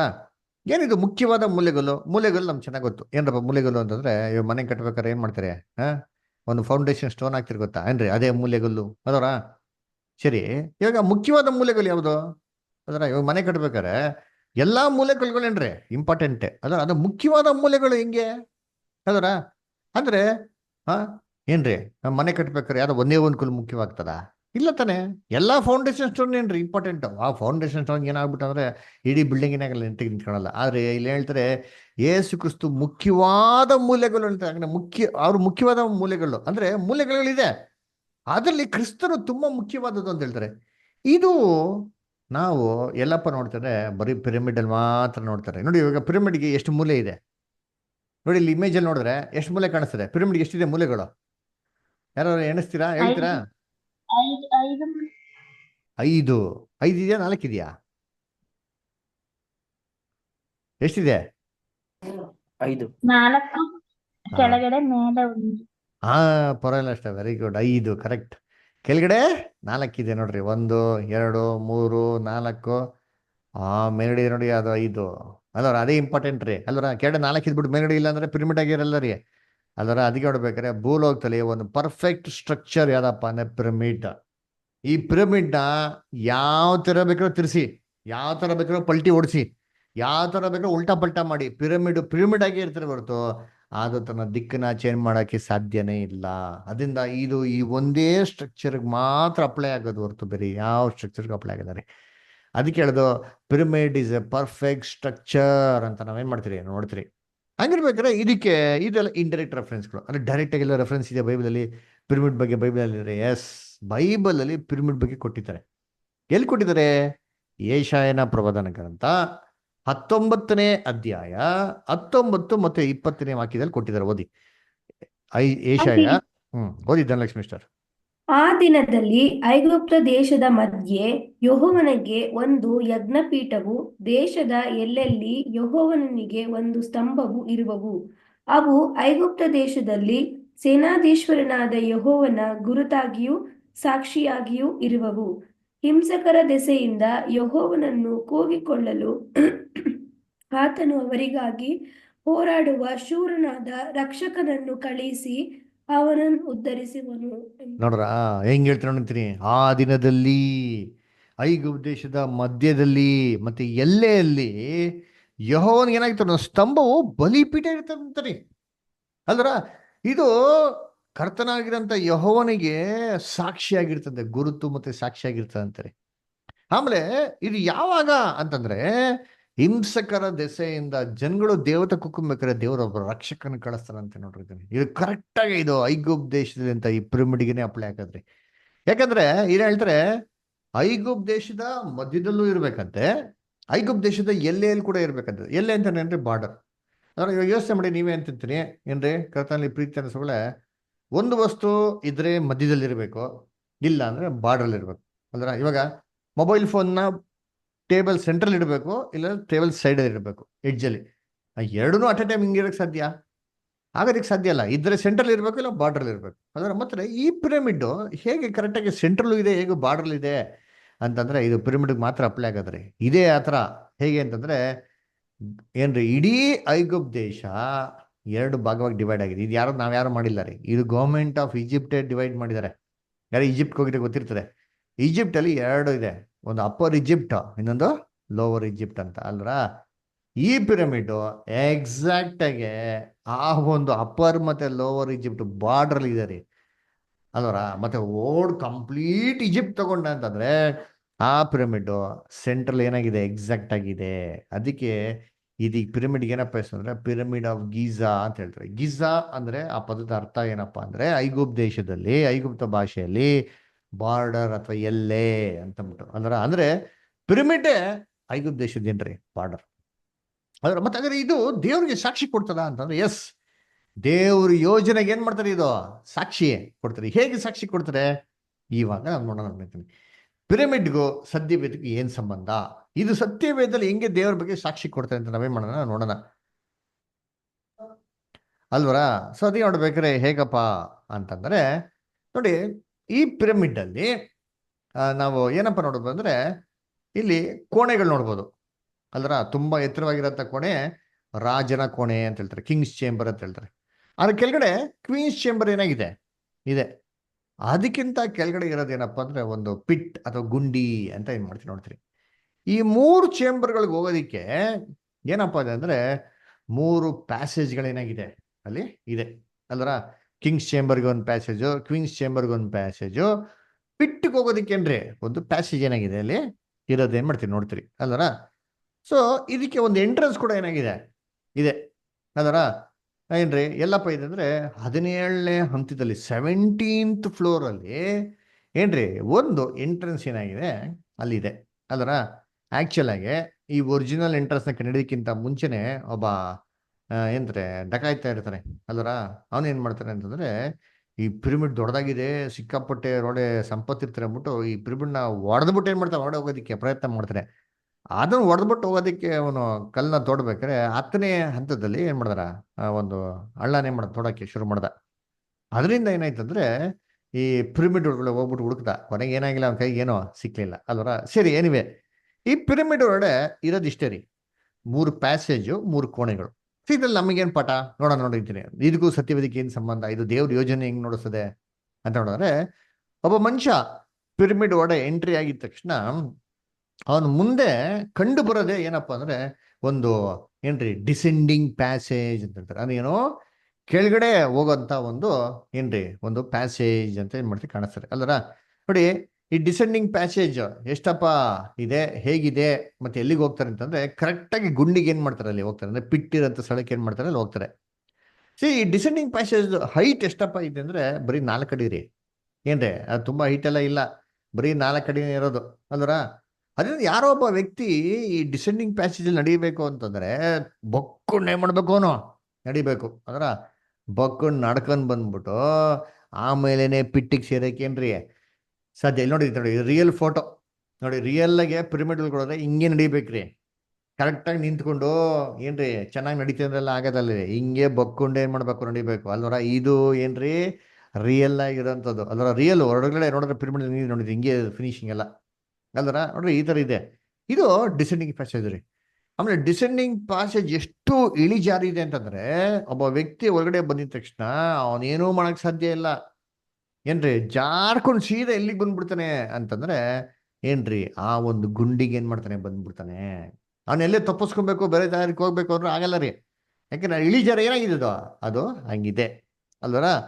ಸೊ ಇದು ಏನ್ ಸೂಚನೆ ಮಾಡ್ತದೆ ಅದರ ಕಳೆದ ಬರ ನೋಡೋಲ್ಲ ಪಾಠ ಅರ್ಥ ಆಯ್ತಾ? ಆ ಪಾಠಕ್ಕೆ ಸರಿ ಅನುಗುಣವಾಗಿ ಏನಾಗಿದೆ ಇದು ಇದೇ ನೋಡ್ರಿ ಅದರ. ದೇವರು ಮನುಷ್ಯನ ಏನ್ ಮಾಡಿದ್ರು ಪರಿಪೂರ್ಣವಾಗಿ ಪರಿಶುದ್ಧಗೆ ತನ್ನ ಸ್ವರೂಪದಲ್ಲಿ ಸೃಷ್ಟಿ ಮಾಡಿದ್ರು. ಆದ್ರೆ ದೇವ್ರ ಆಜ್ಞೆ ಮೀರಿ ಅವ್ನು ಪಾಪ ಮಾಡುವಾಗ ಏನ್ ಮಾಡ್ದವನು, ಅವನು ದೇವ್ರ ಸನ್ನಿಧಾನದಿಂದ ದೇವರ ಮಹಿಮೆನ ಕಳ್ಕೊಂಡು ಕೆಳಗಡೆ ಬಿದ್ದೋಗ್ಬಿಟ್ಟ ಪಾಪದ ಹಂತದಲ್ಲಿ ಅಲ್ವರ. ಏನ್ ಮಾಡ್ದ, ವಿಶಾಲವಾದ ಮಾರ್ಗದಲ್ಲಿ ಇಲ್ಲ ಹೋಗ್ತಾವನೆ ಮನುಷ್ಯ. ಅವತ್ತು ಫಾಸ್ಟ್ ಆಗಿ ವೇಗವಾಗಿ ಜಾರ ಬಂಡೆ ತರ ಹೋಯ್ತಾನೆ ನೋಡ್ತೀವಿ. ಜಾರ ಬಂಡೆ ಕೂತ್ಕೊಂಡಿರ್ತಾರೆ, ಮೇಲೆ ಬರಕೈತದ ಹಂಗೆ ಜಾರ್ಕೊಂಡು ಕೆಡೆ ಹೊಟ್ಟೋಗ್ಬಿಡ್ತೀರಿ. ಆ ತರ ಏನ್ರಿ ಇಳಿಜಾರಿನ ಪಾತ ಅಲ್ರ, ಇಳಿಜಾರಿನ ಮಾರ್ಗ ಮನುಷ್ಯನ ಎಲ್ಲಿ ಕೊಂಡೋಗ್ತಾರೆ, ಗುಂಡಿ ನೋಡ್ರಿ ಅಲ್ವರ. ಪಾಪದ ಸಂಬಳ ಮರಣ. ಮನುಷ್ಯ ಇವತ್ತು ವಿಶಾಲವಾದ ಮಾರ್ಗದಲ್ಲಿ ನಡ್ಕೊಂಡ್ಬಿಟ್ಟು ಎಲ್ಲಿ ಹೋಗ್ತಾ ಇದ್ದಾರೆ, ನಾಶನಕ್ಕೆ ಹೋಗ್ತಾ ಇದ್ದಾರೆ. ನೋಡಿ ಓದೋಣ ವಾಕ್ಯ, ಮತ್ತೆ 7ನೇ ಅಧ್ಯಾಯ 13 ಮತ್ತೆ 14ನೇ ವಾಕ್ಯ. Matthew 7 chapter 13 and 14. ಇಕ್ಕಟ್ಟಾದ ಬಾಗಿಲಿನಿಂದ ಒಳಕ್ಕೆ ಹೋಗಿರಿ. ನಾಶಕ್ಕೆ ಹೋಗುವ ಬಾಗಿಲು ದೊಡ್ಡದು, ದಾರಿ ಅಗಲವು, ಅದರಲ್ಲಿ ಹೋಗುವವರು ಬಹುಜನ. ನಿತ್ಯ ಜೀವಕ್ಕೆ ಹೋಗುವ ಬಾಗಿಲು ಇಕ್ಕಟ್ಟು, ದಾರಿ ಬಿಕ್ಕಟ್ಟು, ಅದನ್ನು ಕಂಡು ಹಿಡಿಯುವವರು ಸ್ವಲ್ಪ ಜನ. ನೋಡ್ರ, ವಿಶಾಲವಾದ ಮಾರ್ಗದಲ್ಲಿ ಮಾಡ್ತಾ ಇದ್ದಾರೆ. ಅನೇಕ ಜನ ನಡ್ಕೊಂಡು ಹೋಗ್ತವ್ರೆ. ಮಾರ್ಗ ವಿಶಾಲವಾಗಿದೆ ಏನ್ರಿ, ಎಲ್ಲಾರು ನಡ್ಕೊಂಡು ಹೋಗ್ತಾ ಇದ್ದಾರೆ. ಎಲ್ಲಿಗೆ ಹೋಗ್ತಾರದ, ನಾಶನ. ಎಲ್ಲಿಗೆ ಹೋಗ್ತಾರಂತೆ, ನಾಶನಕ್ಕೆ ಹೋಗ್ತಾರಂತೆ ಅಲ್ವರ. ಸೊ ಅಂದ್ರೆ ನಾಶನ ಅಂದ್ರೆ ಒಬ್ಬ ಮನುಷ್ಯನ ಜೀವನದ ಅಂತ್ಯದಲ್ಲಿ ಬರೋಂಥ ನಾಶನ ಯಾವ್ದಪ್ಪ ಅಂದ್ರೆ ಮರಣ ಅಲ್ವರ. ಅದಕ್ಕೆ ಈ ಒಂದು ಏನ್ರಿ ಇಳಿಜಾರಿನ ಒಂದು ಮಾರ್ಗದಲ್ಲಿ ಅಂದ್ರೆ ಡಿಸೆಂಡಿಂಗ್ ಪ್ಯಾಸೇಜ್ ಅಲ್ಲಿ ಯಾರು ನೆಟ್ಟಿಗೆ ನಿಂತ್ಕೊಳಕ್ ಆಗ್ತಾರಲ್ಲ ರೀ, ಎಲ್ಲ ಬಕ್ಕೊಂಡೇ ಹೋಗ್ಬೇಕು.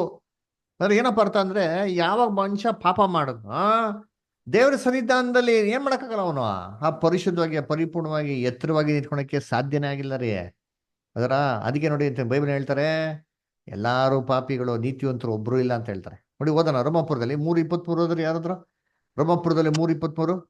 ಓದಿ ಜೋಲ್ ಬದರ್. ಎಲ್ಲರೂ ಪಾಪ ಮಾಡಿ ದೇವರ ಮಹಿಮೆಯನ್ನು ಹೊಂದದೆ ಹೋಗಿದ್ದಾರೆ. Very good. ನೋಡ್ರ, ಎಲ್ಲಾರು ಪಾಪ ಮಾಡಿ ದೇವರ ಮಹಿಮೆಯನ್ನು ಹೊಂದದೇ ಹೋಗಿದ್ದಾರೆ. ನೋಡ್ರ, ಎಷ್ಟು ಕ್ಲೀನಾಗಿ ಹೇಳ್ತಾರೆ, ಎಲ್ಲರೂ ಪಾಪ ಮಾಡ್ಬಿಟ್ಟಾರೆ, ದೇವರ ಮಹಿಮೆನ ಹೊಂದದೆ ದೇವರ ಮಹಿಮೆನ ಕೆಳಗೆ ಬಿದ್ದೋಗ್ಬಿಟ್ಟವ್ರೆ. ನೆಟ್ಟಿಗೆ ನಿಂತ್ಕೊಳಕ್ಕಾಗಲ್ಲ ಅಲ್ಲಿ ದೇವರ ದೃಷ್ಟಿಯಲ್ಲಿ. ಅದರ ಪರಿಶುದ್ಧವಾಗಿ ಪರಿಪೂರ್ಣವಾಗಿ ನಡ್ಕೊಳಕ್ಕೆ ಸಾಧ್ಯನೇ ಇಲ್ಲ ಮನುಷ್ಯ. ಮರಣಕ್ಕೆ ಏನ್ ಮಾಡ್ತಾನೆ, ಇವತ್ತು ಹೋಗ್ತಾನೆ. ಈ ಮಾರ್ಗನ ಫಸ್ಟ್ ಇನಾಗ್ರೇಟ್ ಮಾಡಿದವ್ರೆ ನಮ್ಮ ಮೊದಲನೇ ಮನುಷ್ಯ ಅಂತ ಆದಾಮನು.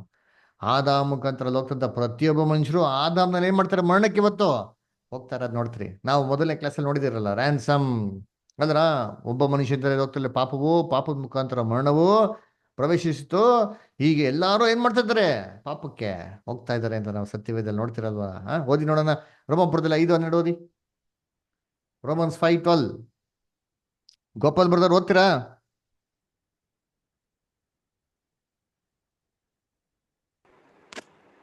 ಈ ವಿಷಯ ಏಕೆಂದರೆ ಒಬ್ಬ ಮನುಷ್ಯನಿಂದಲೇ ಪಾಪವು, ಪಾಪದಿಂದ ಮರಣವು ಲೋಕದೊಳಗೆ ಸೇರಿದವು. ಎಲ್ಲರೂ ಪಾಪ ಮಾಡಿದ್ರಿಂದ ಮರಣವು ಹೀಗೆ ಎಲ್ಲರಲ್ಲಿಯೂ ವ್ಯಾಪಿಸಿತು. ನೋಡ್ರ, ಒಬ್ಬ ಮನುಷ್ಯಂದಲೇ ಲೋಕದಲ್ಲಿ ಅದರ ಪಾಪದ ಮುಖಾಂತರ ಮರಣವು ಏನಂತ ಒಬ್ಬ ಮನುಷ್ಯ ರೀ. ಅದರ ಅವನ ಮೇಲಿರೋಂಥ ದಂಡನೆ ದೇವರೇ ಮಾಡಿದ್ರು, ಮಕ್ಕಳ ಮೇಲೆ ಎಲ್ಲ ವಿಧಿಸ್ಬಿಟ್ರಿ.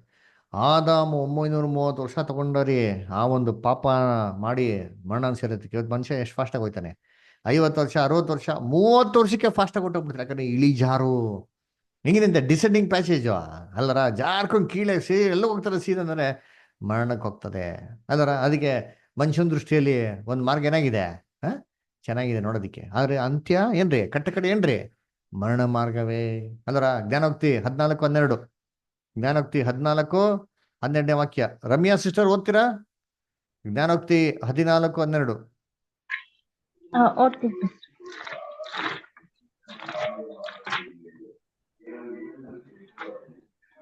ಮನುಷ್ಯ ದೃಷ್ಟಿಗೆ ಸರಳವಾಗಿ ತೋರುವ ಒಂದು ದಾರಿ ಉಂಟು, ಅದು ಕಟ್ಟ ಕಡೆಗೆ ಮರಣ ಮಾರ್ಗವೇ.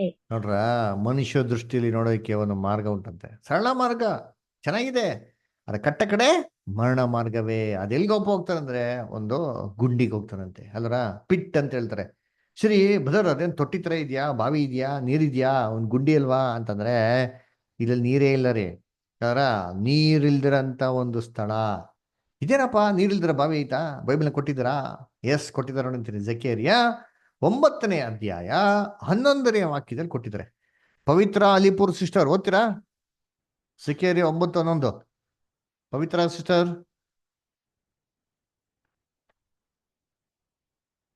ಓದ್ಬೋದಾ?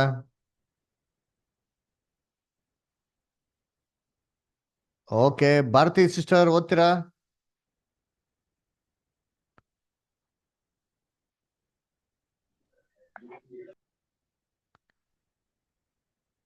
ಓಕೆ, ಶಿಲ್ಪಾ ಸಿಸ್ಟರ್ ಲೈನ್ ಇದ್ದೀರಾ?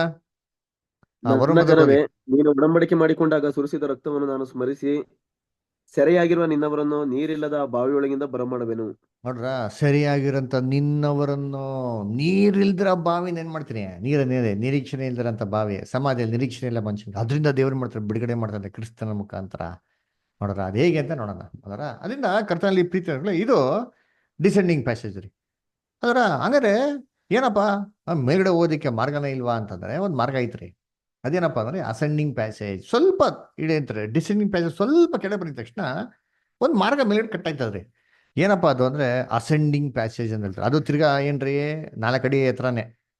ಈ ಮಾರ್ಗದಿಂದ ಹೋದ್ರೆ ಏನ್ರಿ ಕಿಂಗ್ಸ್ ಚೇಂಬರ್ ಮತ್ತೆ ಕ್ವೀನ್ಸ್ ಚೇಂಬರ್ಗೆ ಏನ್ ಮಾಡ್ಬೋದು ನಾವು, ಹೋಗ್ಬೋದು ಅಲ್ವರಾ?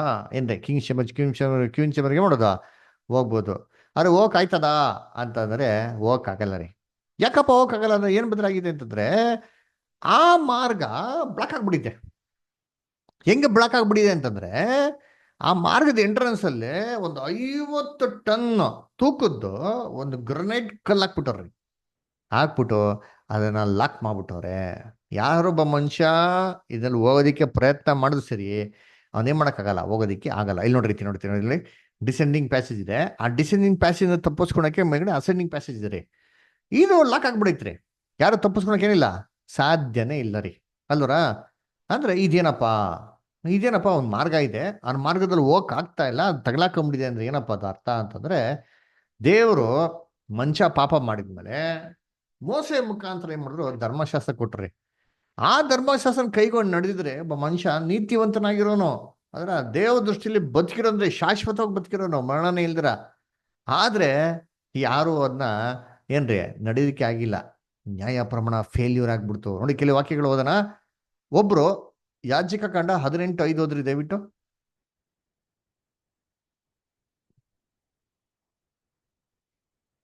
ನನ್ನ ಆಜ್ಞಾವಿಧಿಗಳ ಪ್ರಕಾರ ನಡೆದುಕೊಳ್ಳುವವರು ಆ ಆಜ್ಞಾವಿಧಿಗಳ ಮೂಲಕ ಬದುಕುವರು. ಆದುದರಿಂದ ನೀವು ಅವುಗಳನ್ನೇ ಅನುಸರಿಸಬೇಕು. ನಾನು ಯೆಹೋವನು. Very good. ನೋಡ್ರ, ಆಜ್ಞಾವಿಧಿಗಳನ್ನ ಪ್ರಕಾರ ನಡೆದ್ರೆ ಅದ್ರ ಮುಖಾಂತರ ಬದುಕ್ತಾರೆ ಅಂತ ವಾಕ್ಯ ಹೇಳ್ತಾರೆ. ಆದ್ರೆ ಅಷ್ಟು ಪವರ್ ಏನಾಗಿತ್ರಿ ಅಲ್ಲಿ ಧರ್ಮಶಾಸ್ತ್ರಕ್ಕೇನ್ರಿ ಇತ್ತು ರೀ. ಆದ್ರೆ ಯಾರು ಬದುಕೋದಿಕ್ಕಾಗಿಲ್ಲ ರೀ ಅಲ್ರ, ಫೇಲ್ಯೂರ್ ಆಗ್ಬಿಡ್ತಾರೆ. ನೋಡಿ ರೋಮಾಪುರದಲ್ಲಿ 8:3 ಓದ್ರಿ ಯಾರಾದ್ರ. ಇಲ್ಲಿ ಗೋಪಾಲಪ್ಪ ಬದರ್ ಓದಿ, ಜೋಲ್ ಬದ ಓದಿ. ಧರ್ಮಶಾಸ್ತ್ರವು ನಮ್ಮ ಶರೀರಾಧೀನ ಸ್ವಭಾವವಾದ ನಿಮಿತ್ತ ನಿರ್ಮಲವಾಗಿ ಯಾವ ಕೆಲಸವನ್ನು ಮಾಡಲಾರದೆ ಇತ್ತು, ಅದನ್ನು ದೇವರೇ ಮಾಡಿದನು. ನೋಡ್ರ, ಯಾವ ಕೆಲಸವನ್ನು ಮಾಡಲಾರದೆ ಇತ್ತು ಅಲ್ವರ. ನ್ಯಾಯ ಪ್ರಮಾಣ ಏನ್ರಿ, ನಮ್ಮ ಶರೀರದ ಏನ್ರಿ ನಿರ್ಬಲಾವಸ್ಥೆಯಿಂದ ಯಾವ ಕೆಲಸನೂ ಮಾಡಕ್ ಆಗ್ಲೇ ಇಲ್ಲ ರೀ. So Dharmashastra was A failure. ಒಂದ್ ದೊಡ್ಡ ಕಲ್ಲಾಕಿ ಬ್ಲಾಕ್ ಮಾಡ್ದಂಗ ಹೋಯ್ತ್ರಿ. ಹೋಗೋದಿಕ್ಕೆ ಮನ್ಸು ಆಸೆ ಪಟ್ರು ಸರಿ, ಹೋಗಕ್ ಆಗ್ತಾನೆ ಇರ್ಲಿಲ್ಲ, ಅದು ಬ್ಲಾಕ್ ಆದಂಗ ಆಗೋಯ್ತು ಅಲ್ವರ. ಸರಿ, ಮತ್ತೆ ಹಂಗಾರೆ ಹೆಂಗಪ್ಪ ಹೋಗೋದು ನಾವು ಮೇಲ್ಗಡೆ ಇರೋ ಚೇಂಬರ್ಗಳಿಗೆ? ಮಾರ್ಗನೇ ಇಲ್ವಾ ಅಂದ್ರೆ ಒಂದ್ ಮಾರ್ಗ ಇದೆ ರೀ. ಏನ್ರಿ, ಆ ಡಿಸೆಂಡಿಂಗ್ ಪ್ಯಾಸೇಜ್ ಬರ್ತಾ ಇದ್ರೆ ಇನ್ನೇನು ಆ ಗುಂಡಿಗೆ ಹೋಗ್ಬೇಕು, ಪಿಟ್ಟಿಗೆ ಹೋಗ್ಬೇಕು, ಅದಕ್ಕಿಂತ ಸ್ವಲ್ಪ ಮುಂಚೆ ಒಂದ್ ಮಾರ್ಗ ಮೇಲೆ ಕಟ್ಟಾಗ್ತದ್ರಿ. ಅದಕ್ಕೆ ವೆಲ್ ಶಾಫ್ಟ್ ಅಂತ ಹೇಳ್ತಾರೆ. ಆ ವೆಲ್ ಶಾಫ್ಟ್ ಇಂದ ಬಂದ್ರೆ ಏನ್ರಿ, ಈ ಅಸೆಂಡಿಂಗ್ ಪ್ಯಾಸೇಜ್ ಇಂದ ಎಲ್ಲಿ 2 ಕೋಣೆಗಳಿಗೆ ಹೋಗೋಯ್ತೋ ಅದೇ ತರ ಈ ವೆಲ್ ಶಾಫ್ಟ್ ಇಂದ 2 ಕೋಣೆಗಳಿಗೆ ಏನ್ ಮಾಡ್ಬೋದು, ಹೋಗ್ಬೋದು ಅಲ್ದರ. ಇದು ಏನಪ್ಪಾ ಅಂತಂದ್ರೆ ಏನ್ರಿ, ವಿಶಾಲವಾದ ಮಾರ್ಗದಿಂದ ನ್ಯಾಯ ಪ್ರಮಾಣದಿಂದ ತಪ್ಪಿಸ್ಕೊಳಕ್ಕೆ ಯಾವಾಗ ಸಾಧ್ಯವಾಗ್ಲಿಲ್ವೋ ದೇವ್ರು ಏನಪ್ಪ ಮಾಡಿದ್ರು ಅಂತ ನೋಡ್ತೀರಿ ಅಂತಂದ್ರೆ ಏನ್ರಿ, ಯೇಸು ಕ್ರಿಸ್ತನ ಒಂದು ಶರೀರ ಎಂಬಂತ ಒಂದು ಬಲಿಯ ಮುಖಾಂತರ, ತೆರೆಯ ಮುಖಾಂತರ ಪರಲೋಕಕ್ಕೆ ಹೋಗೋದಿಕ್ಕೆ ಏನ್ರಿ ಮಾಡಿದ್ರು, ಒಂದು ಮಾರ್ಗನ ಸಿದ್ಧ ಮಾಡಿದ್ರು ಅಲ್ವರ. ಇಕ್ಕಟ್ಟದ ಮಾರ್ಗನ ಏನ್ ಮಾಡಿದ್ರು ಅವರು, ಸಿದ್ಧ ಮಾಡಿದ್ರು. ಓದಿಂತೀನಿ, ಇಬ್ರಾಯ ಬರೆದ ಪತ್ರಿಕೆ 10ನೇ ಅಧ್ಯಾಯ 20ನೇ ವಾಕ್ಯ. ಗೋಪಾಲಪ್ಪ ಬ್ರದರ್ ಇದೀರ ಲೈನಲ್ಲಿ ಓದ್ಬೋದಾ? ಇಬ್ರಾಯರು 10ನೇ ಅಧ್ಯಾಯ 20ನೇ ವಾಕ್ಯ. ಕೆಂಪರಾಜ ಬ್ರದರ್ ಓದಿ.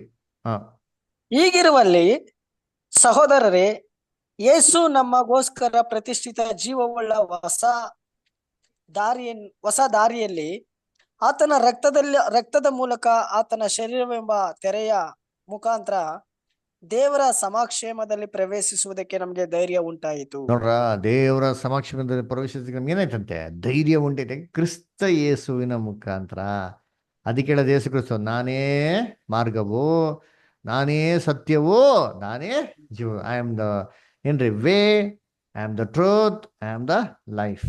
ಯೇಸು ಕ್ರಿಸ್ತನೇ ಏನ್ರಿ ಮಾರ್ಗ ರೀ ದೇವತ್ವಕ್ಕೆ ಹೋಗೋದಿಕ್ಕೆ. ಅಲ್ರ ಅವ್ರು ಬಿಟ್ರೆ ಬೇರೆ ಯಾವ ಮಾರ್ಗ ಇಲ್ಲ, ಒಂದೇ ಮಾರ್ಗ ಇರೋದು, ಅವರೇ ಸತ್ಯ ರೀ. ಅವ್ರ ಮುಖಾಂತರ ಹೋದ್ರೇನೆ ಜೀವಕ್ಕೆ ಹೋಗ್ಸೋದು, ಕೋಣೆಗಳಿಗೆ ಹೋಗೋದಿಕ್ಕೆ ಸಾಧ್ಯ ಅಲ್ರ. ಅದಕ್ಕೆ ಯೇಸು ಕ್ರಿಸ್ತ ನಾಮ ಬಿಟ್ರೆ ಬೇರೆ ಯಾರು ನಮ್ಮ ಇದೆಯಾ ಲೋಕದಲ್ಲಿ ರಕ್ಷಣೆ ಹೊಂದೋದಿಕ್ಕೆ ಇಲ್ವೇ ಇಲ್ಲ ರೀ. ಅದರಿಂದ ಈ ಒಂದು ವೆಲ್ ಶಾಫ್ಟ್ ಏನಪ್ಪ ಸೂಚನೆ ಮಾಡ್ತಾರೆ, ಕ್ರಿಸ್ತ ಯೇಸುವಿನ ಮುಖಾಂತರ ದೇವರು ಓಪನ್ ಮಾಡಿದಂತ ಮಾರ್ಗ ಏನ್ ಮಾಡ್ತಾರೆ, ಸೂಚನೆ ಮಾಡ್ತಾರೆ. ಅದಕ್ಕೆ ಇನ್ನೊಂದು ಹೆಂಗುತ್ತೆ ಸ್ಪೆಷಾಲಿಟಿ, ಈ ವೆಲ್ ಶಾಫ್ಟ್ ಮೇಲೆ ಬಂದ್ರೆ ನೋಡಿ, ಇದು ವೆಲ್ ಶಾಫ್ಟ್, ಇದು ರಿಯಲ್ ಫೋಟೋ ಅಲ್ಲರ.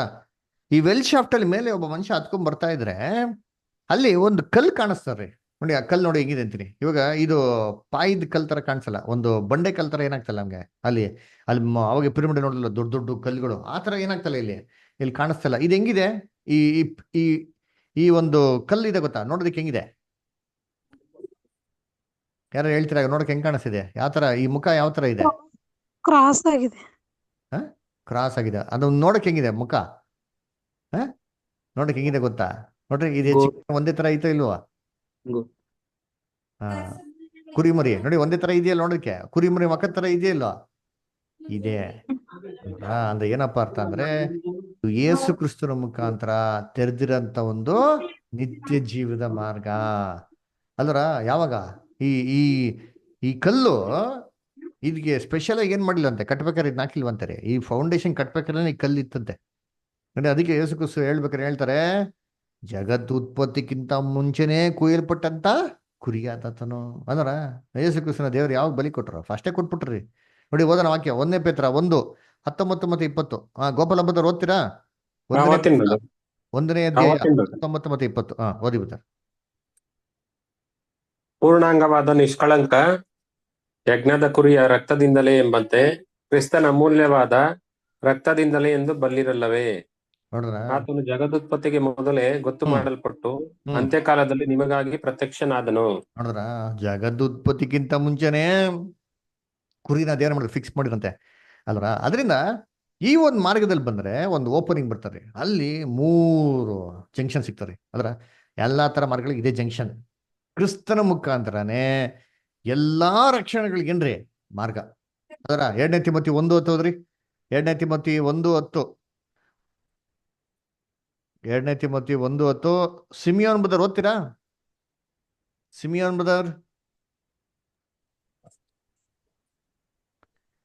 2 ತಿಮೋತಿ 1:10.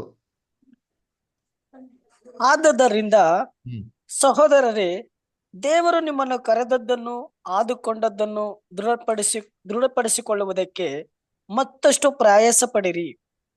ಹೀಗೆ ನೀವು ಮಾಡಿದರೆ ಬ್ರದರ್ 2 ತಿಮೋತಿ 1ನೇ ಸಾರಿ ಸರ್ ಅಧ್ಯಾಯ 10ನೇ ವಾಕ್ಯ. Sorry sir okay sir. Okay. ಆತನು ಅನಾದಿ ಕಾಲದಲ್ಲಿ ಆ ಕೃಪೆಯನ್ನು ಯೇಸು ಕ್ರಿಸ್ತುವಿನಲ್ಲಿ ನಮಗೆ ಅನುಗ್ರಹಿಸಿ ಈಗ ನಮ್ಮ ರಕ್ಷಕನಾದ ಕ್ರಿಸ್ತ ಯೇಸುವಿನ ಸಿಸ್ಟರ್ ಮ್ಯೂಟ್ ಆಗಿದೆ ನೋಡ್ರಿ, ದಯವಿಟ್ಟು ಅನ್ಮ್ಯೂಟ್ ಮಾಡೋದು ಸಿಸ್ಟರ್ ಪ್ಲೀಸ್. 2 ತಿಮೋತಿ 1:10.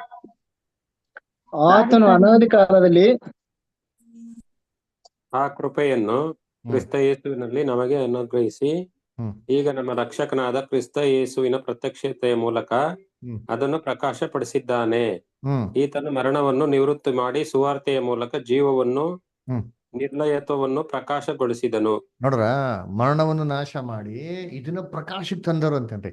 ಆ ಮಾರ್ಗ ಮುಚ್ಚಲ್ಪಟ್ಟಿತ್ತು, ಆದ್ರೆ ಕ್ರಿಸ್ತ ಯೇಸು ತನ್ನ ಮರಣದ ಮುಖಾಂತರ ಮಾಡೋ ಇದನ್ನ ಬೆಳಕಿಗೆ ತಂದವ್ರಂತೆ. ಈ ಮಾರ್ಗಗಳನ್ನ ಬೆಳಕಿಗೆ ತಂದವ್ರೆ ಅಲ್ದ್ರ. ಅದರಿಂದ ಏನ್ರಿ ಈ ಒಂದು ಏನ್ರಿ ಮಾರ್ಗದಲ್ಲಿ ಬಂದ್ರೆ ಏನ್ ಮಾಡೋದಪ್ಪ ಅಂತಂದ್ರೆ 2 ಕೋಣೆಗಳಿಗೆ ಹೋಗ್ಬೋದು ಅಲ್ರ.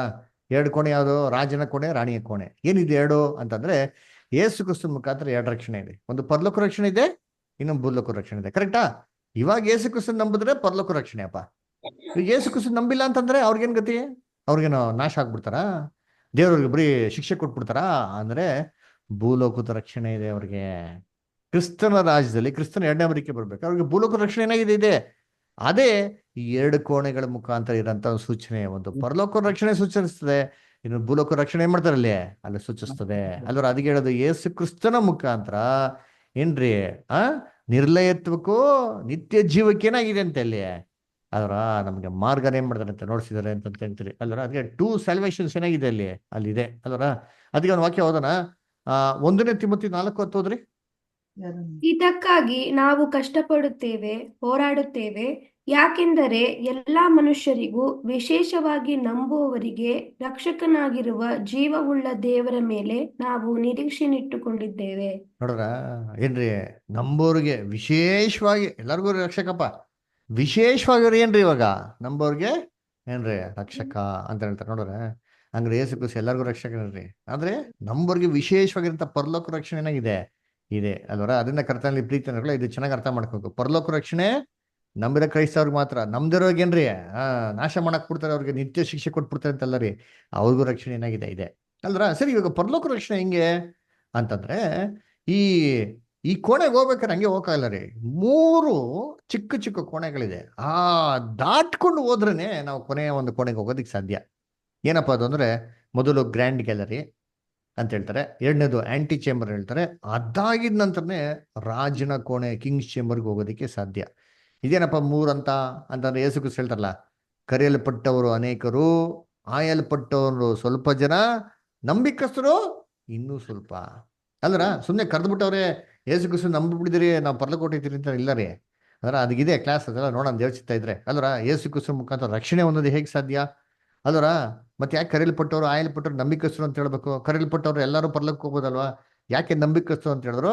ಅದಲ್ಲಿ ವಿಚಾರಗಳ ಅಡಗಿದೆ. ನಾವು ಏನ್ ಮಾಡೋಣ ಅದನ್ನ ನಾವು ನೋಡೋಣ ಅಲ್ರ. ಅದಕ್ಕೆ ನೋಡ್ಬೇಕ್ರಿ ಕರ್ತನಿ ಪ್ರೀತಿ ಅಂತ ಸೊರಸೋಗ್ಲೆ ಏನ್ರಿ ಏಸು ಕ್ರಿಸ್ತನ ಮುಖಾಂತರ ಏನ್ ಮಾಡ್ಕೋ ನಾವು ಹೋಗ್ಬೇಕು ನೋಡಿ. ಇದಕ್ಕಿಂತ ಮುಂಚೆ ಇರೋ ಕೋಣೆಗಳು ಏನ್ ನೋಡಿದ್ರಿ? 4 ಅಡಿ ಅಂತ ನೋಡಿದ್ರಿ. ಆದ್ರೆ ಇಲ್ಲಿ ತುಂಬಾ ಗಮನಿಸಿ, ಇಲ್ಲಿ ಗ್ರ್ಯಾಂಡ್ ಗ್ಯಾಲರಿ ಅಂತಿದ್ರಿ. ಅದು ಎಷ್ಟಪ್ಪ ಎತ್ತರ ಅಂತಂದ್ರೆ ಏನ್ರಿ ಏನ್ರಿ 7 ಸತಿ ಎತ್ತರ, 7 ಟೈಮ್ಸ್. ಅಂದ್ರೆ ಇದು 4 ಅಡಿ ಎತ್ತರ ಆದ್ರೆ ಅದು 28 ಅಡಿ ರೀ ಎತ್ತರ. ಏನ್ರಿ ಅದು 4 ಅಡಿ ಆಗ್ಲಾದ್ರೆ ಇದೇನ್ರಿ 7 ಅಡಿ ಆಗ್ಲಾ? ಒಬ್ಬ ಮನುಷ್ಯ ಕಷ್ಟಪಟ್ಟು ಏನ್ರಿ ನಡೀತಾರ ಮನುಷ್ಯ ಇಲ್ಲಿ ಏನ್ ಮಾಡ್ಬೋದು? ಧಾರಾಳವಾಗಿ ನಿಂತ್ಕೊಂಡು ನಡಿಬೋದ್ರಿ. ಆಮೇಲೆ ಅವ್ನಿಗೆ ತುಂಬಾ ಸಪೋರ್ಟ್ ಇದೆ. ಅಲ್ಲಿ ಈ ಡಿಸೆಂಡಿಂಗ್ ಪ್ಯಾಚಸ್ ಅಸೆಂಡಿಂಗ್ ಪ್ಯಾಚ್ ನಡೆಯೋದಕ್ಕೆ ಏನಿರಲಿಲ್ಲ, ಗ್ರಿಪ್ ಇರಲಿಲ್ಲ ರೀ. ಆದ್ರೆ ಇಲ್ಲಿ ಏನಾಗಿದೆ ಅಂದ್ರೆ ಗ್ರಿಪ್ ಇದೆ. ನೋಡ್ರಿ ಇಲ್ಲಿ ನೋಡ್ತಿರ್ ಗೊತ್ತಾ? ನೋಡಿ ರಿಯಲ್ ಫೋಟೋ ಹಿಂಗೆ ಆಂಟಿ ಚೇಮ್ ನೋಡಿ ಪಕ್ಕದಲ್ಲಿ ಹಂಗಿದೆ. ಅದರ ಅಲ್ಲಿ ಹೋಲ್ಸ್ ಎಲ್ಲ ಇದೆ ನೋಡಿ, ಕಾಣಿಸ್ತಾ ನೋಡಿರ್ತೀರಿ. ಇಲ್ಲಿ ಕಾಣಿಸ್ತದ? ಈ ಹೋಲ್ಸ್ ಇಟ್ಕೊಂಡು ಏನ್ ಮಾಡ್ಬೋದು? ಮನುಷ್ಯ ಆರಾಮಾಗಿ ಹತ್ಕೊಂಡು ಹೋಗ್ಬೋದು, ಕಷ್ಟಪಡಂಗಿಲ್ಲ, ನೆಟ್ಟಿ ನಿಂತ್ಕೊಂಡು ಏನ್ ಮಾಡೋದು? ನಡ್ಕೊಂಡು ಹೋಗ್ಬೋದು. ಅಂದ್ರ ಇದು ಏನಪ್ಪಾ ಸೂಚನೆ ಮಾಡ್ತಾರೆ ಅಂದ್ರೆ ಏನ್ರಿ ಇದು ಕ್ರಿಸ್ತ ಯೇಸುವಿನ ಮುಖಾಂತರ ಸುವಾರ್ತೆಯಲ್ಲಿರಂತ ಕೃಪೆ. ಕರೆಕ್ಟಾ? ಮೋಸೆ ಧರ್ಮಶಾಸ್ತ್ರದಲ್ಲಿ ಏನಿಲ್ಲ, ಕೃಪೆ ಇರಲಿಲ್ಲ. ಪಾಪ ಮಾಡಿದ್ರೆ ಶಿಕ್ಷೆ ಕೊಡು, ಕಡ್ದಾಕು, ಸಾಯ್ಸಾಕು, ಅಷ್ಟೇ ಇದಿದ್ ಕತೆ. ಮುಟ್ರೆ ಸಾಯ್ಸಾಕ್ಬಿಡ್ತೀನಿ ಅಂತಂದ್ರು ದೇವರು. ಎಷ್ಟು ಸ್ಟ್ರಿಕ್ಟ್ ಆಗಿದ್ರಲ್ವರ ಧರ್ಮಶಾಸ್ತ್ರ ವಿಚಾರಗಳು. ಯಾವ್ದಾರ ಕೊಡ್ತಾ ಇದ್ ಮಾತ್ರ ದೇವ್ರು ಮರಣದಂಡನೆ. ಇವಾಗ ಏನಾಯ್ತು? ನಾವು ಏನೇ ತಪ್ಪು ಮಾಡೋದು, ಏನೋ ಪಾಪ ಮಾಡೋದು ಸರಿ, 7 ಸತಿ ಬಿದ್ರು ಸರಿ, ತಿರ್ಗಾ ನೀತಿವಂತ ಏನ್ ಮಾಡ್ತಾನೆ? ಇದ್ ನಿಂತ್ಕೊಂತಾನೆ. ಕ್ರಿಸ್ತ ಯೇಸುವಿನ ನೀತಿ ವಸ್ತ್ರ ಮುಖಾಂತರ ನಮ್ಗೆಲ್ಲ ಏನ್ ಮಾಡ್ತಾರೆ? ಕೃಪೆ ಕೊಟ್ಟು ನಮ್ನೆಲ್ಲ ಕ್ಷಮಿಸಿ ತಿರ್ಗೇನೋ ಅವಕಾಶ ಕೊಡ್ತಾರೆ. ಅದೇ ಆ ಒಂದು ಏನ್ರಿ ಹೋಲ್ಸ್ಗಳು ನೋಡ್ಸೋದು. ತಿರ್ಗಾ ಕೃಪೆ ಇದೆ. ಆ ಕೃಪೆಯನ್ನು ಉಪಯೋಗಿಸ್ಕೊಂಡು ಏನ್ ಮಾಡೋದು? ನಾವು ಮೇಲೆಗೆ ಬರ್ಬೇಕ್ರಿ. ಮೇಲೆಗೆ ಬಂದ್ಮೇಲೆ ಸುಮ್ಮನೆ ಹಂಗೆ ಹೋಗ್ಬಿಡಕ್ಕಲ್ಲ, ದಡ ನಡ್ಕೊಂಬಿಟ್ಟು ಅಲ್ಲಿ ಒಂದು ದೊಡ್ಡ ಸ್ಟೆಪ್ ಇದೆ ನೋಡಿ. ಆ ಸ್ಟೆಪ್ ಫೋಟೋ ನೋಡಿದ್ದೀನಿ ನೋಡ್ಬೋದು ಅಲ್ಲರ. ಇನ್ನು ಸ್ವಲ್ಪ ಹೊತ್ತಲ್ಲಿ ನೋಡಿಸ್ತೀನಿ. ಎಷ್ಟು ದೊಡ್ಡ ಸ್ಟೆಪ್ ಅಂತಂದ್ರೆ ನಿಯರ್ಲಿ 4 ಫೀಟ್ ಹೈಟ್ ರೀ. ಒಂದು ಕಾಂಪೌಂಡ್ ದಾಟೋ ರೀತಿಯಲ್ಲಿ ದಾಟ್ಬೇಕದನ್ನ. ಅಂದ್ರೆ ಏನು? ನಮ್ಮ ಲೈಫಲ್ಲಿ ಒಂದು ದೊಡ್ಡ ಡಿಸಿಷನ್ ತೊಗೊಬೇಕು. ಸುಮ್ಮನೆ ಯೇಸು ಕ್ರಿಸ್ತ ನಂಬಿಟ್ರೆ ಅದರ ನಾವು ಪರ್ಲಕ್ಕೆ ಹೊಟ್ಟೈತಿ ಅಂತಲ್ಲ ರೀ. ನೆಕ್ಸ್ಟ್ ಏನ್ ಮಾಡ್ಬೇಕು? ಕ್ರಿಸ್ತ ಯೇಸುವಿಗೆ ನಮ್ಮ ಜೀವನ ಅರ್ಪಣೆ ಮಾಡ್ಬೇಕ್ರಿ. ಒಂದು ದೊಡ್ಡ ನಿರ್ಧಾರ ತಗೊಬೇಕು. ಈಗೋ ದೇವ್ರೆ ನಿನ್ ಚಿತ್ತ ನೆರವೇರಿಸ್ತೀನಿ ಈ ದೇಹದಲ್ಲಿ, ನಿನಗೋಸ್ಕರ ಬಾಳ್ತೀನಿ ದೇವ್ರೆ ಅಂತ ನಮ್ಮ ಜೀವನ ಸಜೀವ ಯಜ್ಞವಾಗಿ ದೇವ್ರಿಗೆ ಅರ್ಪಿಸ್ಬೇಕು. ಅದಾಗಿದ ನಂತರನೇ ಒಂದು ಚಿಕ್ಕ ಕೋಣೆ ಬರ್ತಾರೆ ನೋಡ್ರಿ. ಇಲ್ಲಿ ಕೋಣೆ ನೋಡ್ಬೋದು ಅಲ್ಲರ. ಈ ಕೋಣೆ ಏನ್ರಿ 3 ಸತಿ ಬೊಕ್ಕೊಂಡು ಹೋಗ್ಬೇಕ್ರಿ. 1 ಸತಿ, 2 ಸತಿ, 3 ಸತಿ ಬೊಕ್ಕೊಂಡು ಹೋದ್ರೇನೆ ರಾಜನ ಕೋಣೆಗೆ ಹೋಗೋದಿಕ್ ಸಾಧ್ಯ. ಏನಪ್ಪಾ ಅಂತಂದ್ರೆ ಯೇಸು ಕ್ರಿಸ್ತ ಹೇಳಿದ್ರು, ಯಾರ ಶಿಷ್ಯನಾಗ್ಬೇಕು ಅವ್ರು ಏನ್ ಮಾಡ್ಬೇಕ್ರಿ? ಸುಮ್ಮನೆ ಬಂದ್ಬಿಡ್ಬೋದಾ? ಶಿಷ್ಯನಾಗ್ಬೇಕು ಏನ್ ಮಾಡ್ಬೇಕು? ಕಂಡೀಷನ್ ಐತೆ. ಓದ್ರಿ ನೋಡೋಣ. ಮ್ಯಾಥ್ಯೂ 16:24 ಓದ್ರಿ ನೋಡೋಣ. ಯಾರೋದ್ರ? ಮತ್ತು ಯೇಸು ತನ್ನ ಶಿಷ್ಯರಿಗೆ ಹೇಳಿದ್ದೇನೆಂದರೆ, ಯಾವನಿಗಾದರೂ ನನ್ನ ಹಿಂದೆ ಬರುವುದಕ್ಕೆ ಮನಸ್ಸಿದ್ದರೆ ಅವನು ತನ್ನನ್ನು ನಿರಾಕರಿಸಿ ತನ್ನ ಶಿಲುಬೆಯನ್ನು ಹೊತ್ತುಕೊಂಡು ನನ್ನ ಹಿಂದೆ ಬರಲಿ. ನೋಡ್ರ, ಯಾರ ಶಿಷ್ಯನಾಗೋದಿಕ್ಕೆ ಮನಸ್ಸಿದ್ರೆ ಇಷ್ಟಪಟ್ರೆ ಮಾಡ್ಲಿ, ತಾನೇ ನಿರಾಕರಿಸಿ ಶಿಲ್ಬೆ ಎತ್ಕೊಂಡು ನಾನೇನ್ ಮಾಡ್ಲಿ ಬರಲಿ. ಅದೇ 3 ಕಂಡೀಷನ್. ತಾನೇ ನಿರಾಕರಿಸ್ಬೇಕು ಮೊದಲು, ಕರೆಕ್ಟಾ? ಆಮೇಲೆ ಶಿಲ್ಬೆ ಎತ್ಕೊಂಡು ನಾನೇನೇನ್ ಮಾಡ್ಲಿ ಬರ್ಲಿ, 2ನೇದು ಅಲ್ವರ. 3ನೇದು ಏನ್ರಿ? ನನ್ನ ಹಿಂದೆ ಬರ್ಲಿ, ನನ್ನ ಹಿಂದೆ ಮಣದವ್ರಿಗೆ ಏನಾಗಿರ್ಬೇಕು? ನಂಬಿಕಸ್ಥರಾಗಿರ್ಬೇಕು. Deny yourself, carry the cross, follow me. ನಿರಾಕರಿಸಿ ಶಿಲ್ಬೆ ಎತ್ಕೊಂಡು ಏನ್ ಮಾಡ್ಲಿ ನಿಂದೆ ಬರಲಿ. ಈ 3 ಹಂತಗಳನ್ನೇ ಮಾಡ್ಬೇಕು, ಫಾಲೋ ಮಾಡ್ಬೇಕ್ರಿ. ಆವಾಗೇನೆ ರಾಜನ ಕೋಣೆಗೆ ಹೋಗೋದಿಕ್ ಸಾಧ್ಯ. ಸುಮ್ಮನೆ ಹಂಗೇನಾ? ಯೇಸು ಕ್ರಿಸ್ತು ಸ್ವಾಮಿ ಅಂತ ಅಂದ್ಬಿಟ್ಟು ಪರಲೋಕ ಹೊಡಿತೀರ. ಯೇಸು ಕ್ರಿಸ್ತು ಅಂದ್ರು ಸ್ವಾಮಿ ಸ್ವಾಮಿ ಅನ್ನೋರೆಲ್ಲ ಎಲ್ಗೋಗಲ್ಲ, ಪರಲೋಕ ರಾಜ್ಯಕ್ಕೆ ಹೋಗಲ್ಲ ಹೇಳ್ತಾರಲ್ಲ ವಾಕ್ಯ. ಅದರಿಂದ ಕರ್ತವ್ಯ ಪ್ರೇರಿಸೋದ್ರೆ ಅವಾಗ ಮಾಡೋನೆ ರಾಜನ ಕೋಣೆಗೆ ಬರೋಕ್ಕೆ ಸಾಧ್ಯ. ಈ ರಾಜನ ಕೋಣೆಗೆ ಬಂದ್ರೆ ಒಂದೇ ಒಂದು ಪೆಟ್ಟಿ ಇರೋದ್ರಿ. ಏನು ಸಮಾಧಿ ತಿಳ್ಕೊಂಬಿಡಿದು? ಈ ಸಮಾಧಿ ಗಿಮಾಧಿ ಇಲ್ಲ ರೀ, ಪೆಟ್ಟಿ ರೀ ಅಷ್ಟೇ. ಇದು ಏನ್ರಿ, ಇದು ಸೈಜ್ ಹೆಂಗಿದೆ ಗೊತ್ತಾ? ಕರೆಕ್ಟಾಗಿ ನಮ್ಮ ಮಂಜೂಷ ಪೆಟ್ಟಿ ಇತ್ತು ಗೊತ್ತಾ ದೇವದರ್ಶನ ಗುಡಾರದಲ್ಲಿ? ಸೇಮ್ ಸೈಜ್ ರೀ, ಪಕ್ಕ ಡಿಟ್ಟೋ ಅದೇ ಸೈಜ್ ಇದೆ. ಆ ಮಂಜೂಷ ಪೆಟ್ಟಿಗೆ ಮೇಲೆ ಮುಚ್ಚಳ ಹಾಕಿದ್ರು. ಈ ಮಂಜೂಷ ಪೆಟ್ಟಿಗೆ ಇಲ್ಲ, ಮುಚ್ಚಳನೇ ಇಲ್ಲ ಇಲ್ಲಿ. ಅದರ ಅದೇನಪ್ಪ ಅರ್ಥ ಅಂದ್ರೆ ಏನ್ರಿ? ಪುನರುತ್ಥಾನ. ಅದರ ಪುನರುತ್ಥಾನ ಏನ್ ಮಾಡ್ತಾ ಇದ್ವು? ಸೂಚನೆ ಮಾಡ್ತಾ ಇದ್ರ ನಾವು ದೇವ್ರಿಗೆ ನಂಬಿಕಸ್ಥರಾಗಿದ್ರೆ ಮರಣ ನಮ್ಮ ಮೇಲೆ ಅಧಿಕಾರನೇ ಇರೋದಿಲ್ಲ. ಏನ್ರಿ? ಮೊದಲನೇ ಪುನರುತ್ಥಾನದಲ್ಲಿ ಏನ್ ಮಾಡ್ತೀವಿ? ಕ್ರಿಸ್ತನೊಂದಿಗೆ ಇರ್ತೀರಿ. ನೋಡಿ ಓದೋಣ. ಪ್ರಕಟಣೆ 20ನೇ ಅಧ್ಯಾಯ 6ನೇ ವಾಕ್ಯ.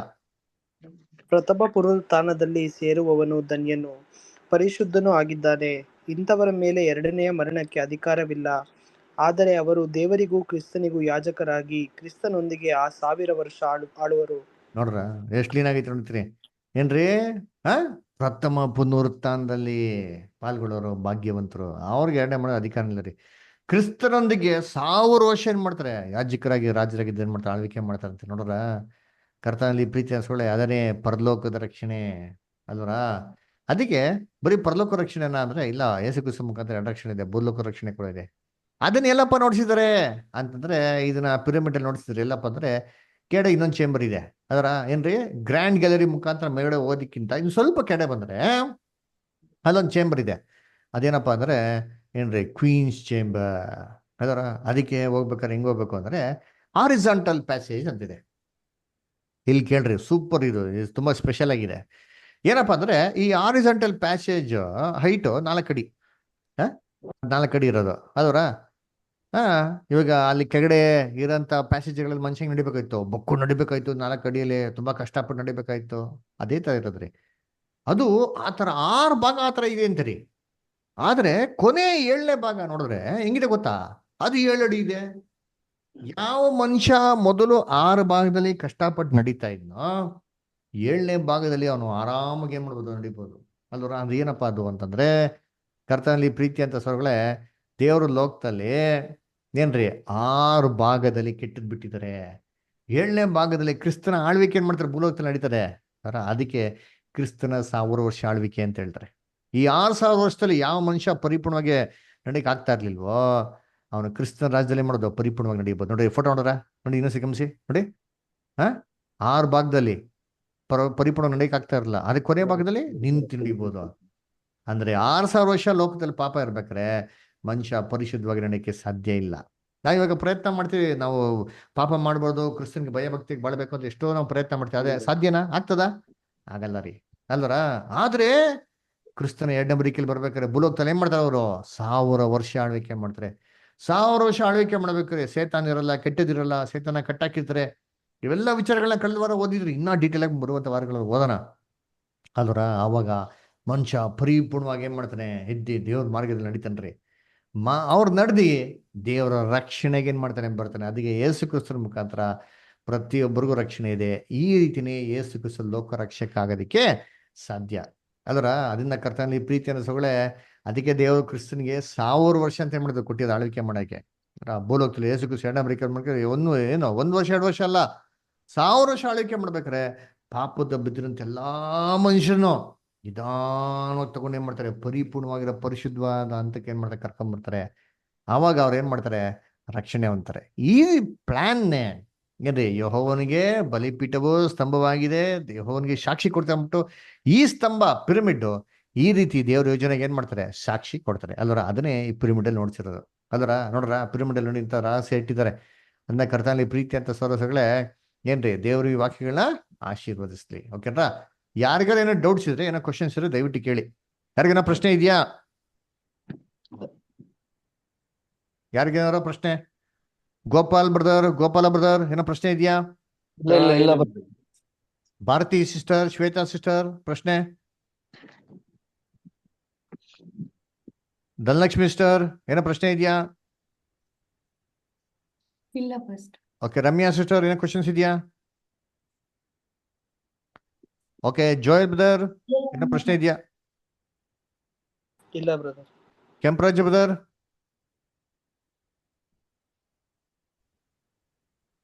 Okay, Pavithra sister, Prajwal brother ಏನೋ ಪ್ರಶ್ನೆ ಇದೆಯಾ? ಇಲ್ಲ brother, thank you. Okay, Shilpa sister, Simeon brother ಏನೋ ಪ್ರಶ್ನೆ ಇದೆಯಾ? ವರುಣ್ ಬ್ರದರ್ ಏನೋ ಪ್ರಶ್ನೆ ಇದೆಯಾ ಬ್ರದರ್? 1000 ವರ್ಷ ಆಳ್ವಿಕೆಲಿ ಹಾ, ಯಾರನ್ನ ಪಾಪದಿಂದ ರಕ್ಷಣೆ ನಿಲ್ಲಿಸ್ತಾರೆ ಫಸ್ಟ್? ಇವಾಗ ಯಾರೆಲ್ಲ ಯೇಸು ಕ್ರಿಸ್ತನ ರಕ್ಷಕನಾಗಿ ಅಂಗೀಕಾರ ಮಾಡಕ್ ಆಗಿಲ್ವೋ ಅವರೆಲ್ಲರೂ, ಪ್ರತಿಯೊಬ್ಬ ಮನುಷ್ಯರು ಕೂಡ ಏನಾಗ್ತಾರೆ, ಅವಾಗ ರಕ್ಷಣೆ ಮಾರ್ಗಕ್ಕೆ ಬರ್ತಾರೆ.